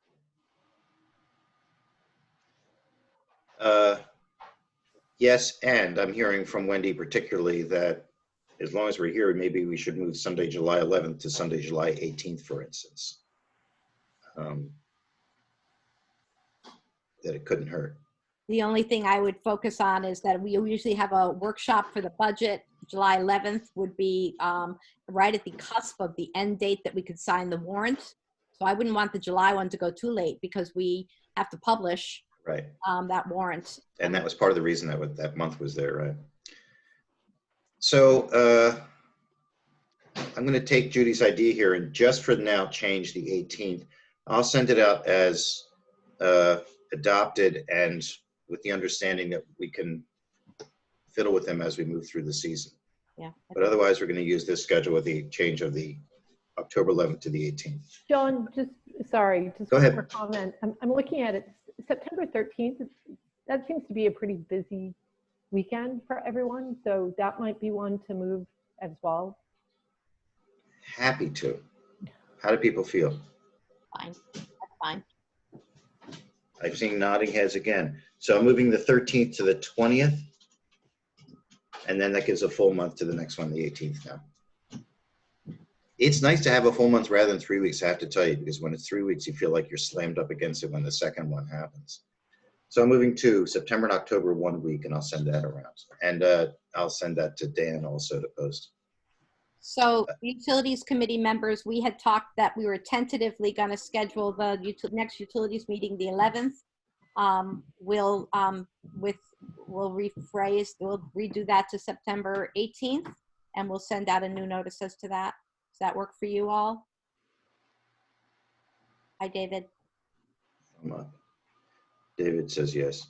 Vicki, you had your hand up? I just read the note. I was just concerned about when we go from 8 o'clock to 9 o'clock, but I read it, October. So next month we still meet at 8 o'clock. Right. Okie doke. Thank you very much for that. Committee assignments. And I'm just going to walk quickly through the different committees and we can deal with any issues as they arise for that committee. Right now, the Communications Committee is Lisa Fryer Chair with Amanda Hickman, the Community Representative. Michael? Yeah, I'd like to be added to that committee. Yeah, and I never hear from Amanda Hickman. I don't know if she's still on. I mean, I think I had one correspondence with her the whole year, so I don't know. If you want to take her off, and we'll put Michael in there. I just usually just go directly to Michael. Thank you. Finance Committee is Judy, Fred Lincoln, Wendy, and Steve now, am I correct? Governance Committee I have as Judy the Chair with Angela Cassidy, Blair, myself, and Dan Webster. Judy, does that seem right, or you want to change it in any way? Not Angela, and the way we work, well, just because Angela was there really for zoning, and so we will probably be revising zoning if the world ever gets important, not important, ever gets alive again. So I would keep Dan because he's so very important, me as chair, and then what we do is we put together a body based on people who are interested in what we're talking about. So parking was a totally different group than zoning, for instance. I'm happy to have the group be you and Dan and some version thereof, and you bring people in as you see on particular assignments. Yeah, I think that's how it works well. And as long as Dan's always willing to be helpful because he's always extraordinarily helpful. Okay. Infrastructure Committee is currently Mike Lannon is chair with Bill Cressy, Art Hall, Bill Haverty, John Lojak, and Bill Page. I'm on that as well. And Yep. Jeffrey will. And Mark Stelmack is on it as well.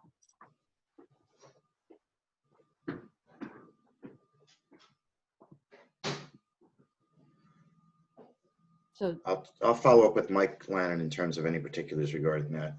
Safety Committee, I have as Michael Terrell Chair with Gina Cressy, Beanie, Jim Hunting, Harry Rosenblum, and Jeffrey Wilt also in that. Am I correct? Is it changing? No, it's Jim Coughlin. I think you've left off a few names there. Jim Coughlin, Mary Hanrahan, Lisa. I'm on there too. Lisa, Jessica Cohen. So is the committee expanding, or do I adding those names on or taking names off? Add those names on, yeah. Add those names. So you have a large committee. That's okay. Just noting that. Town liaison, Vicki, are you willing to continue doing that? Yes. Thank you. Tree committee, I have as Vicki the chair, although Lisa. Lisa's the chair, right? Mm-hmm. And I have Jim Coughlin, Joel Lippman, Mike Robbins, Michael, Betty Woolsey, and John Woolsey. Okay, Mike Robbins and Jim Coughlin come off, and Joe Riley goes on. And is John Hoy, did you mention John Hoy? John Hoy. And Michael Terrell I hear you say Michael Terrell? I have Michael in there. Yeah. Okay, I'm taking off Jim Coughlin and Mike Robbins, adding Joe Riley and John Hoy. Okay. Utilities Committee, I have David Crowfoot, the chair. Janae is not the community representative now, and you're going to be looking for a new one. Miles is not the overseer on there. We have Jeffrey Wilt and Judy Metcalf. So you need two new people, right? You need a new overseer sitting on utilities, right, and you need a community representative. Right. Janae will become the third overseer rep. Right. We're all speaking for Janae, and I'm assuming that's okay with her. She's smiling and saying it's okay. Yeah, that So was now, consistent with the report we made earlier, but Janae has decided to become Miles. Got First it. Gordon, now she's Miles. And then we reviewed, for David's purposes, David, we reviewed the process by which another at-large committee member will be reviewed and appointed, and we advised already that we would be reporting back in September. So we're looking for people to step up and indicate their interest? Exactly. Okay. Waterfront Safety Committee, I have Jeffrey as the chair, and right now Craig Brigham, Gordon Fuller, Billy Haverty, Mike Lannon, Bill Page, and Jennifer Tabb on that committee. Jennifer Tabb has come off. Otherwise, it's as is. Thank you. Any questions about committees, chairs, assignments going forth? What about personnel? Oh, sorry. Personnel. And you had been the chair of that, Jeffrey, but you were suggesting that Janae take it. I guess you should hear from Janae on this. I would be interested in that, yes. And I would happily stay on the committee, but I think it would be great to have Janae chair it. And I would be happy to step off of it. It is the only committee I think that should be and must be restricted to overseer membership. The exception being perhaps the treasurer for certain purposes. So Wendy, I'm glancing around my screen now because it's bouncing around a lot. But Wendy, I'm going to put you in that personnel committee also. You won't necessarily attend all the meetings. There may be some that indeed should only be overseers, but I think it's important. Who else, Jeffrey, remind me, is on that committee? So right now the committee is Jeffrey chairman, Judy, Michael Terrell, Miles, John Spritz, and Steve Kaslonis. Okay, so I'm now going to have it Janae chair, Jeffrey, Wendy, Michael Terrell, and me for the moment. Okay. All right. We can always add people. Yeah. Okay. Thank you very much. I'll send around a clean version of this to the overseers. Dan Webster, I'll send it to you too in case you want to put it out there. John? Yes. will you do what you do so well, which is remind us when everyone's term ends as well? Yeah. Add term ends. Well, you mean their overseer terms? Well, and the utility trustees as well. You know that better than us at this point. Okay, I'll add that in. Janae, you had your hand up? Yeah, I'd be interested in being on the communications committee if there's room. You should speak to the chair, Lisa Fryer, but I'm going to assume that that's okay. He's nodding. She's nodding. Other questions about committees and assignments? Thank you all very much. Next year, speaking of term ends,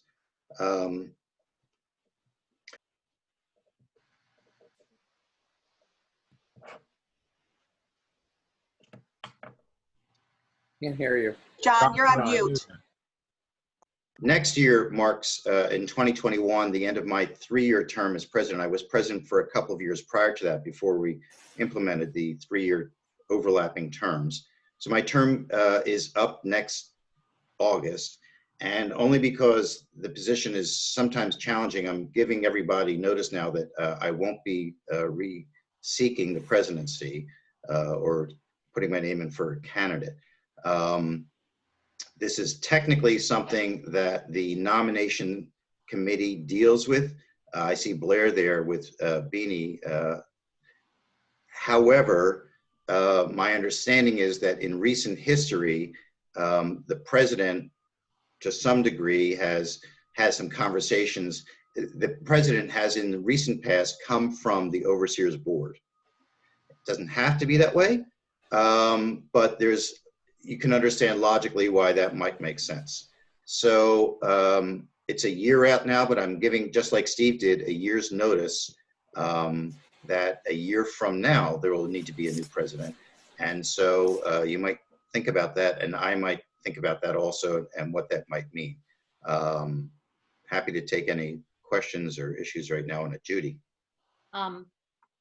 You can expect some arm twisting, but also I don't think it's just in recent years. I can't remember, maybe Wendy or David can refresh my memory. I can't think of a time that the president did not first serve for a period of time on the overseers board. Great, wow.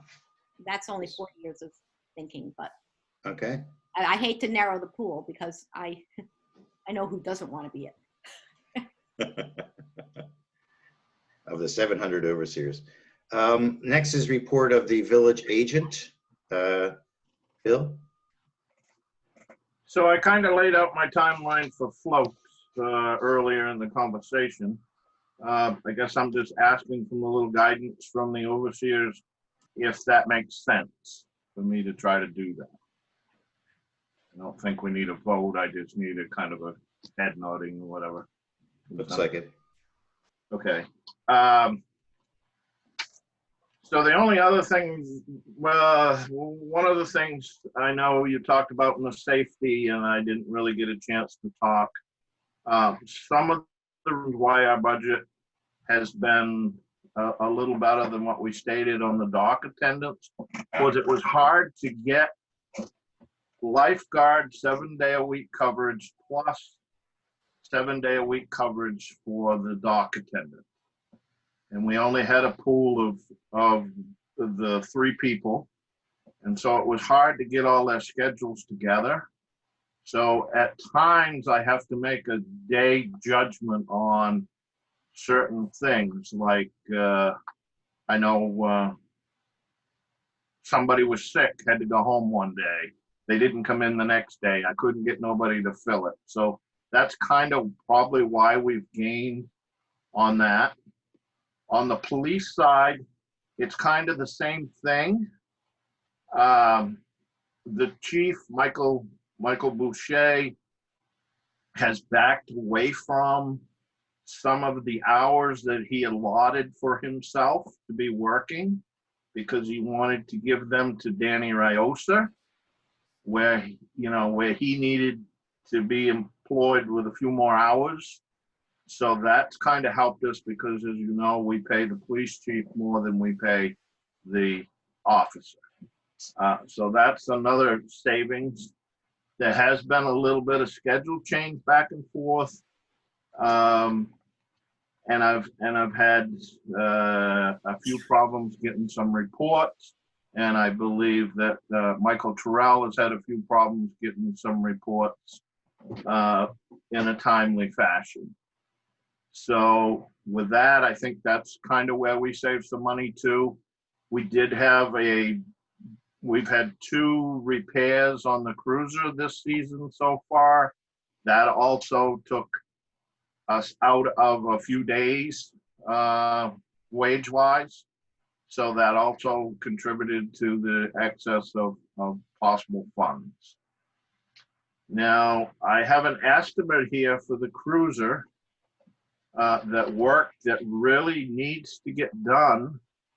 It is recommended at this point from the garage that the cruiser is unsafe to drive, in their opinion. Okay, the other garage, in their opinion. But we do have some work that needs to get done, and my thinking is we need to try to do it maybe this year's budget, but we can wait until the end of the patrol season to do it. But if we can do it in this year's budget, it would be much better, because that's going to help us in the next year's budget. One of the things that I'm not clear of in this estimate is if they had figured in a set of tires for that cruiser. I know that the budget was raised for next year, so when we start next year was when we was going to do the tires for the cruiser, because we think we can get by until the end of this season with the tires. So I'm just going to give you an idea. I'm kind of looking, I think it will be less, but I'm kind of looking for around $2,000 to get these repairs done this year on the cruiser. And another suggestion, I know you've already done the budget for next year. The cruiser is getting older every year. I think that your repairs on vehicles, you need to look at that, because it costs a lot of money to go to the garage now. You need to up that expense line, I believe. But that's something that I can work that out with Wendy and talk with Nina and some things, and get ready for the budget for 2022, because we've already said it. Other than that, I think that's kind of where I'm at. Judy? Are you looking for authorization for this 2,000? Steve had sent the estimate out to us. So are you looking for a vote, since that's above your automatic authorization? Yeah, I'm looking for a vote to get it done this year at some point. Okay, I move that the estimate shared with Billy for the repair of the cruiser up to $2,000 be authorized. Second. Okay, thank you, Michael. Any discussion? I have a question. Jeffrey? So doing these, am I understanding this correctly, that doing these repairs will address the safety issues that we have with the cruiser? Yes. Okay. One of them is like a control arm, steering control arm. Another one is the steering shaft column. I call it, you think of it like your knee has to flex and bend. It's starting to catch periodically, so that's a sign that it's getting ready to either quit totally, and we don't need a steering issue. So they're all safety issues for the cruiser. And one of the other ones is the manifolds that are starting to get problems, and we need to nip that in the bud, because that can be over $1,200 if you have to replace them. Michael Terrell, and then Lisa.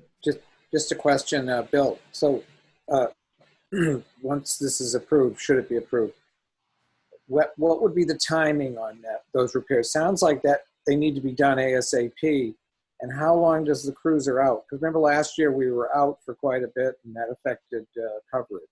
Right. Well, I haven't dealt with that garage this year because of that problem. I am going directly through Quirk Ford in Belfast, what their policy is if we have, if I'm down, if the cruiser is down, they try to repair it and fit us in above other people as an emergency because it's a police cruiser. But that also, the longest that we were down this year was 4 days in a row. So I am not sure. They did not give me a timeline on fixing these. In my experience, some of these aren't that, they're crucial, but I think they're going to get us by this season. I mean, we're only talking what, 3 more weeks, roughly 3 or 4 more weeks. I think we can get by. If the So Bill, are you saying that if we vote for the allocation now, we won't have to do the repairs now? We'll do them after the season? I'm trying to do it after the season. As soon as the season's up, I'll get them done. That won't put us into next year's budget. What I'm trying to avoid. Lisa? Yeah, I have no problem with the allocation, and I understand the need for a police car, especially with speeding, and everyone knows how I feel about that. I do feel like, especially this year, there's been so much need for coverage down on the shore. Have we ever thought about, as a community, getting the policeman a bike? Just a bike. So when the car is down, that they can ride on down. I know they're not going to be catching speeders, but Judy, I'm just throwing it out there. We did have there was 1 year we didn't have a police officer at all. The following year, we had a liaison through the Waldo County Sheriff's Department, which was just a bike officer. So that was all before Michael Boucher. I personally loved that, but it didn't address the speeding issues as well and effectively as a policeman in a car. I mean, I just wonder if we could ask someone for a donation for the money for a bike so that we actually have something that when the police car goes down for 2 weeks, that they can at least be down by the shore and helping out. I mean, we have this person, why not use them? Well, I try to do that. I try to work with them just like we did last year. But if they're not in an air-conditioned car, they don't want to work. They don't want to get out and walk around, you know. And I've said, well, we've hired you to do this job. If you just go down to Ruggles Park and hang out in Ruggles Park, you're doing your job. You know, move around that way. Well, that's all right for a little bit, but then, you know, they don't want to do that no more. Lisa? That was Danny's response too. I mean, I see him walking down there all the time. Was that Danny's response as well?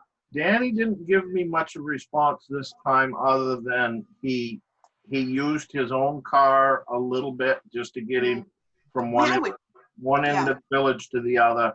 He got out, walked around for a bit too, and then he said, well, I'm just not going to come in.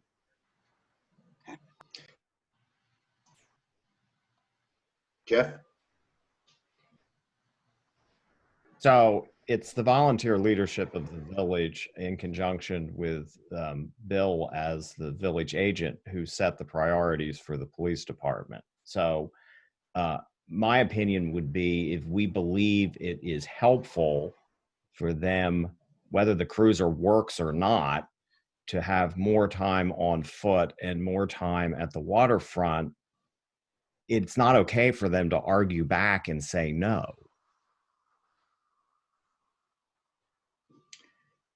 Michael Terrell? Yeah, okay, so all this is news to me that, you know, we have police that don't want to go when the car's not running. But that's separate. Can we get back to the motion so we can move forward? Good point, well taken. And I have a question on the motion. Bill, that $2,000, did I understand that it's coming out of this year's safety budget because savings were found? Am I correct? That's what I was thinking, yes. And that there is $2,000 excess, we believe, is by the end of the season in safeties to cover this. That was Steve's understanding at the time when we discussed this $2,000. Now we have a new treasurer. We may need to revisit that with the new treasurer, but I know she's got a lot on her plate to get up to speed. So I just didn't want to get into next year's budget and mess up next year's budget. I agree with that. I'm just noting that if the overseers vote for the up to $2,000, there's not complete assurance right now about where the totality of that money is coming from. Just With noting that. what board you got right now, no. Okay, so I'm going to ask for a vote now then. Right. Michael, you want to say something first? I'm confused. If we don't know where the money's coming from yet, and we don't need to make the repair yet, even though I'm hearing two things. Bill's saying that it's a priority because the car is unsafe, but it can wait until after the season. So are we sure we need to take this vote now?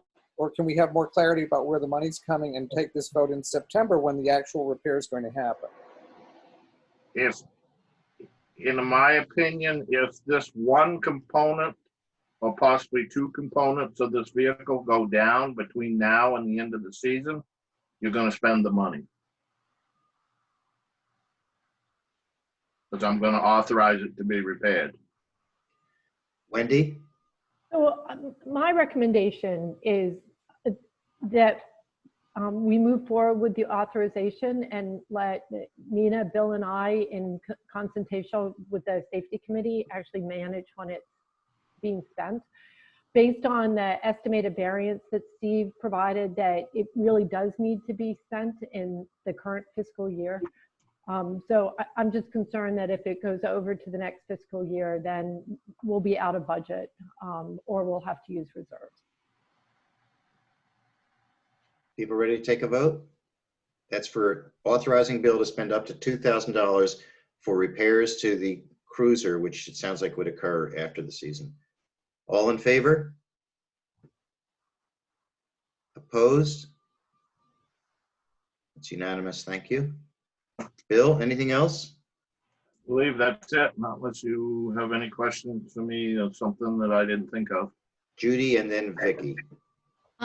I wondered if anything has been done in investigating the drainage project that we had authorized or built into the budget this year. I know you're cleaning out the closet specifically to get ready to do a drainage project. We had built it in at $5,000 as a capital expense.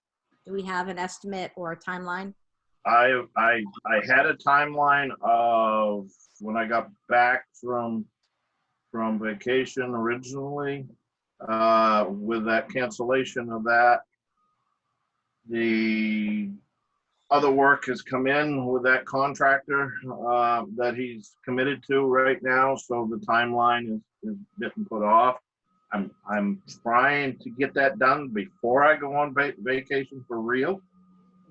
It's just in his time frame of where he's at with his construction projects.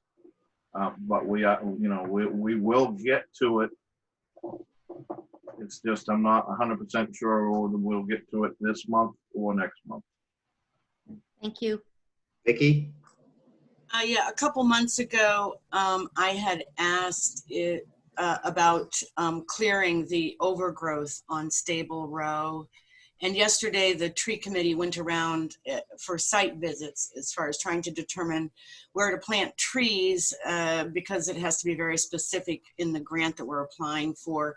And one tree is over on West. I just wondered if you'd ever spoken to Basil and gotten a price on what it would cost to just clear that. It's only about 2/3 of it because I do the other third that's in front of my house. I have asked him twice to get back to me with a price. He has not got back to me. So I am trying right now a discussion with somebody else to do that. Okay, I'm talking with Basil on Monday. Is it okay with you if I put You can ask him, yeah. Thank you. The other question at the time, if I remember, is where was that extra money going to be spent out of? Because that's what budget line item was that going to come out of? That was the discussion. We didn't get that way. I think we didn't get that far because we didn't know what the cost might be. Right. So that's the other issue that I have is what line item that's going to come out of. Really, no. Vicky's question reminds me of a question I had about the parks contract and maintenance contract for the mowing. I had understood that the walkway, the public walkway between Amos's house and the Leitner Cottage was part of the mowing. It occurs to me, having been here all this week, that Basil's people don't seem to be mowing it. So just something to look at, Bill. If it's in the contract, they should do it. If it's not in the contract, it's coming up for renewal. I think next year we need to review with the tree committee in particular, since they're interested in developing the pathways, coordinating what they're supposed to mow and what they aren't supposed to mow. I believe that is not in the contract. I believe maybe where you're thinking that it was in the contract was because of the upgrading on Oak Street and the removal of the handicap ramp from the previous person. I have extended a culvert through that area now, and I have also got loom in there, and there is grass growing in there. So we can walk directly, right straight through, right to Oak Street. There's no ditch to go through, and you don't have to divert and go on to the other property. So that might be where you're confused. It might have been where you might have got confused, because I was talking about that, and the grass is going to grow pretty thick through there because it's new grass. But we do need to put that on. We need to look at our new contract, because I'm seeing some areas that we need to discuss. One of the areas is, like you talked about, the trimming of these trees every year now. Well, that's not in any of our contracts. We need to look at, and I know that's why you talked about establishing the garden club to do the weeding and the mulching. None of the weeding and mulching is in this contract. Does that need to be a separate contract?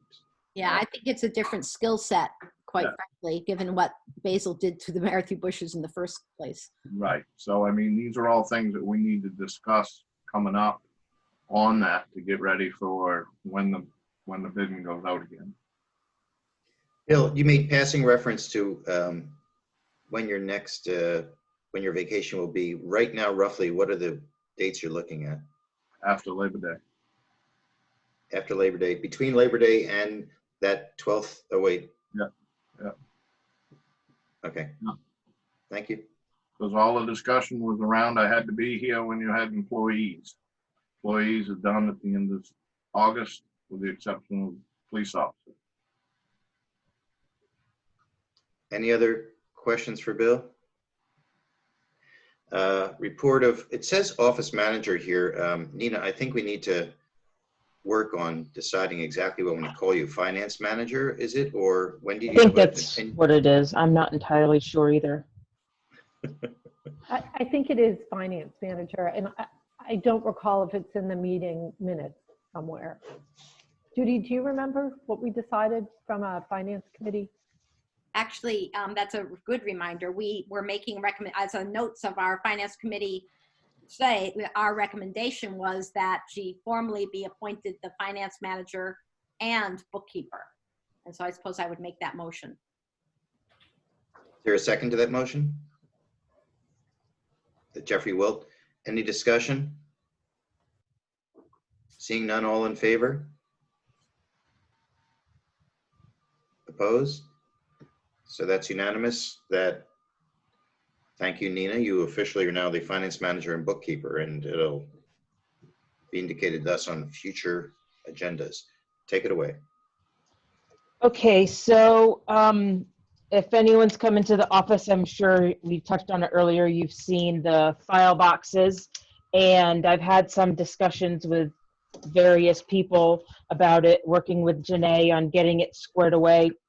And so I think this week we're going to come up with a more formal plan on it to expedite.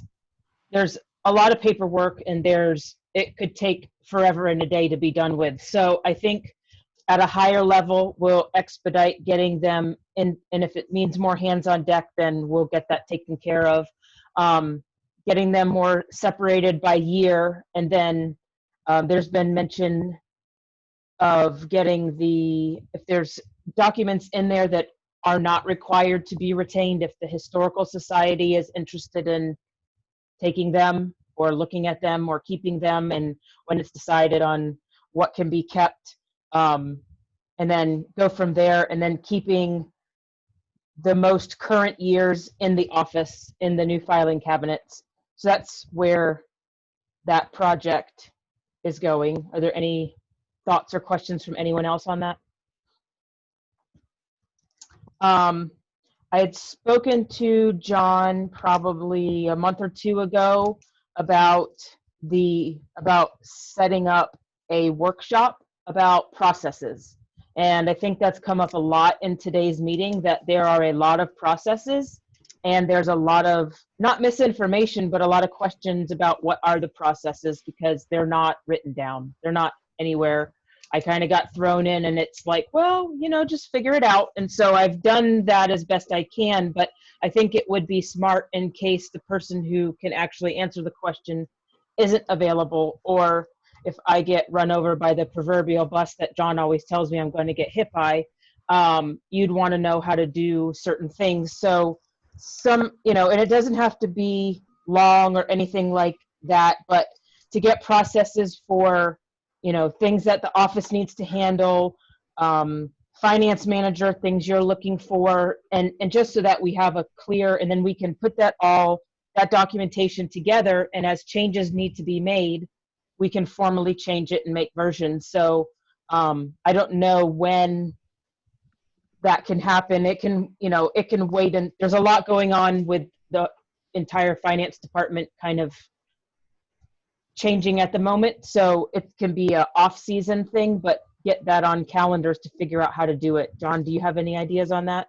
Well, another item was what is expected from committee chairs, what is expected of committees, and what committee chairs expect in terms of process, I think is a big part of that. And my recommendation would be that this happen sometime after the middle of September. We have plenty, it looks like, occurring right there with the start of the seawall project and taking things out of the water.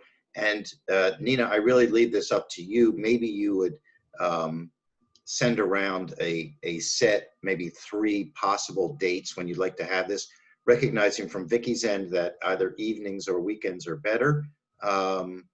Maybe for all of us, they're better.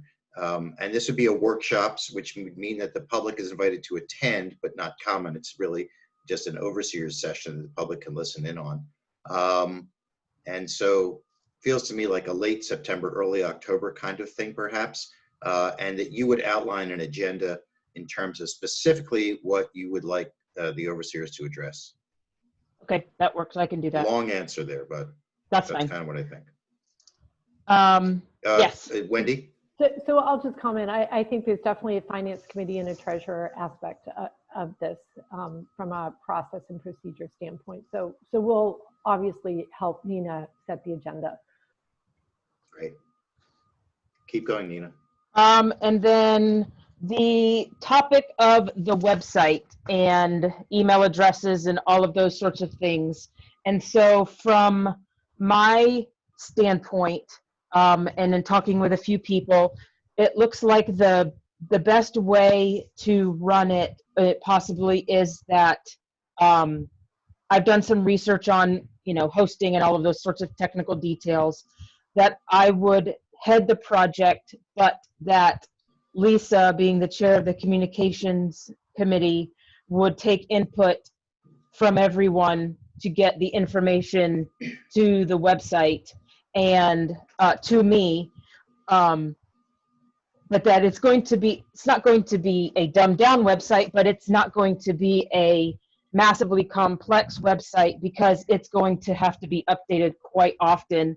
And my knowledge, history, and experience of building and managing and hosting and updating websites, and being an IT director, I have no problem managing that project. I just think it would be better funneled through so that the communications part is worded how you want it to be done.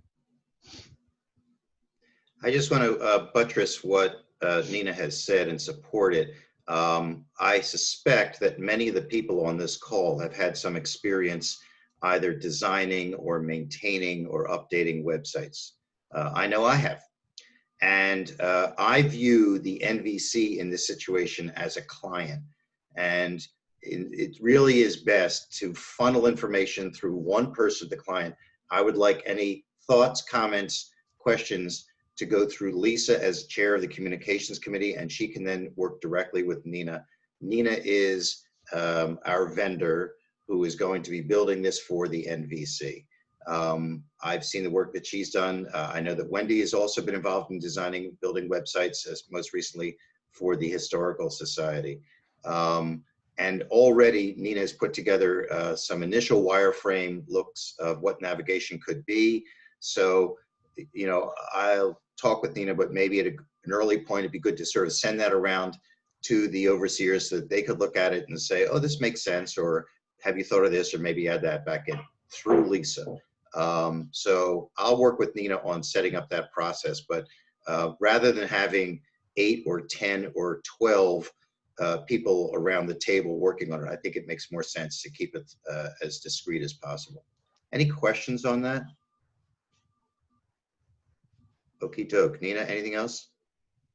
Nope, not really. We're going to be tightening up the processes in the office outside of the workshop to make it so that we can get, now that I'm in the bookkeeping position and the finance manager position, my goal is to have things handled much, much more quickly.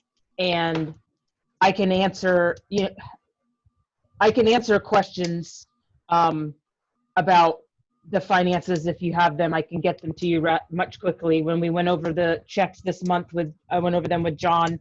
He asked questions and I could tell him, you know, oh, well, this happened and that happened. And so there's a lot more insight available now, and I'm happy to answer any questions, or if there's something that's been lacking that you need more information on, let me know at any time and I can get that to you and work out a way to get it to you in a timely fashion.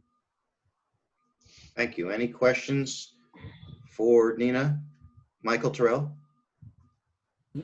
Just about the website, I just urge that we look at a Squarespace or Wix.com kind of platform so that it's less of a black box and easily managed going forward, so that so that it's inheritable by others going forward as well in a way that's user friendly, not Nina? contingent on sort of IT expertise, etc. That's part of it too. By getting it professionally built, you're kind of beholden to them to have it done. And I wasn't planning on that. I'm actually looking at doing it in WordPress, which is used by 60% of all websites. And it is very customizable. It's very easy. And the whole point of it is to make it easy so that if something needs to be updated, anybody could take a book and say, okay, I moved this here and this here, done. Simplicity, let's work smarter, not harder. Absolutely. Thank you. Any other questions for Nina? Thank you, Nina. We're at towards the end of our meeting. Are there any, Vicky, sorry. You're on mute, Vicky. Yeah, yes, I was just thinking about, this is not about the website. The donations that may come in, it would be most appropriate to send a thank you letter. If you send me the names of who made a donation, I'm more than willing to do that. Or if you prefer to do that, let me know. I can send the list when they come in, because I do the deposits weekly. So I can give you the list weekly and then you can take it from there. Thank you.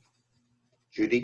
As a matter of fact, the donations are tax deductible, not under 501c3, but under 501a. And so Steve had a template that I had provided to him for acknowledging the letters. I don't know if he wants to share that with Wendy or Vicky, or I can dig it out again. Thank you. Okie doke. Are there any questions or comments by meeting attendees on agenda items or anything else we didn't cover? Rachel Rosa, are you able to talk now? Give it a try. No, unfortunately, it's still not coming through. Sorry. You could send a chat and we can make it part of the record is what we'll do. Anyone else? Okay, hearing none. Our next meeting is 8 a.m. on, we've moved it Saturday, Sunday rather, the 20th of September. So a little over a month from now. Do I have a motion to adjourn? By Judy, seconded. By Jeffrey. All in favor? Meeting is adjourned. Thank you very much. Thank you all. Thank you.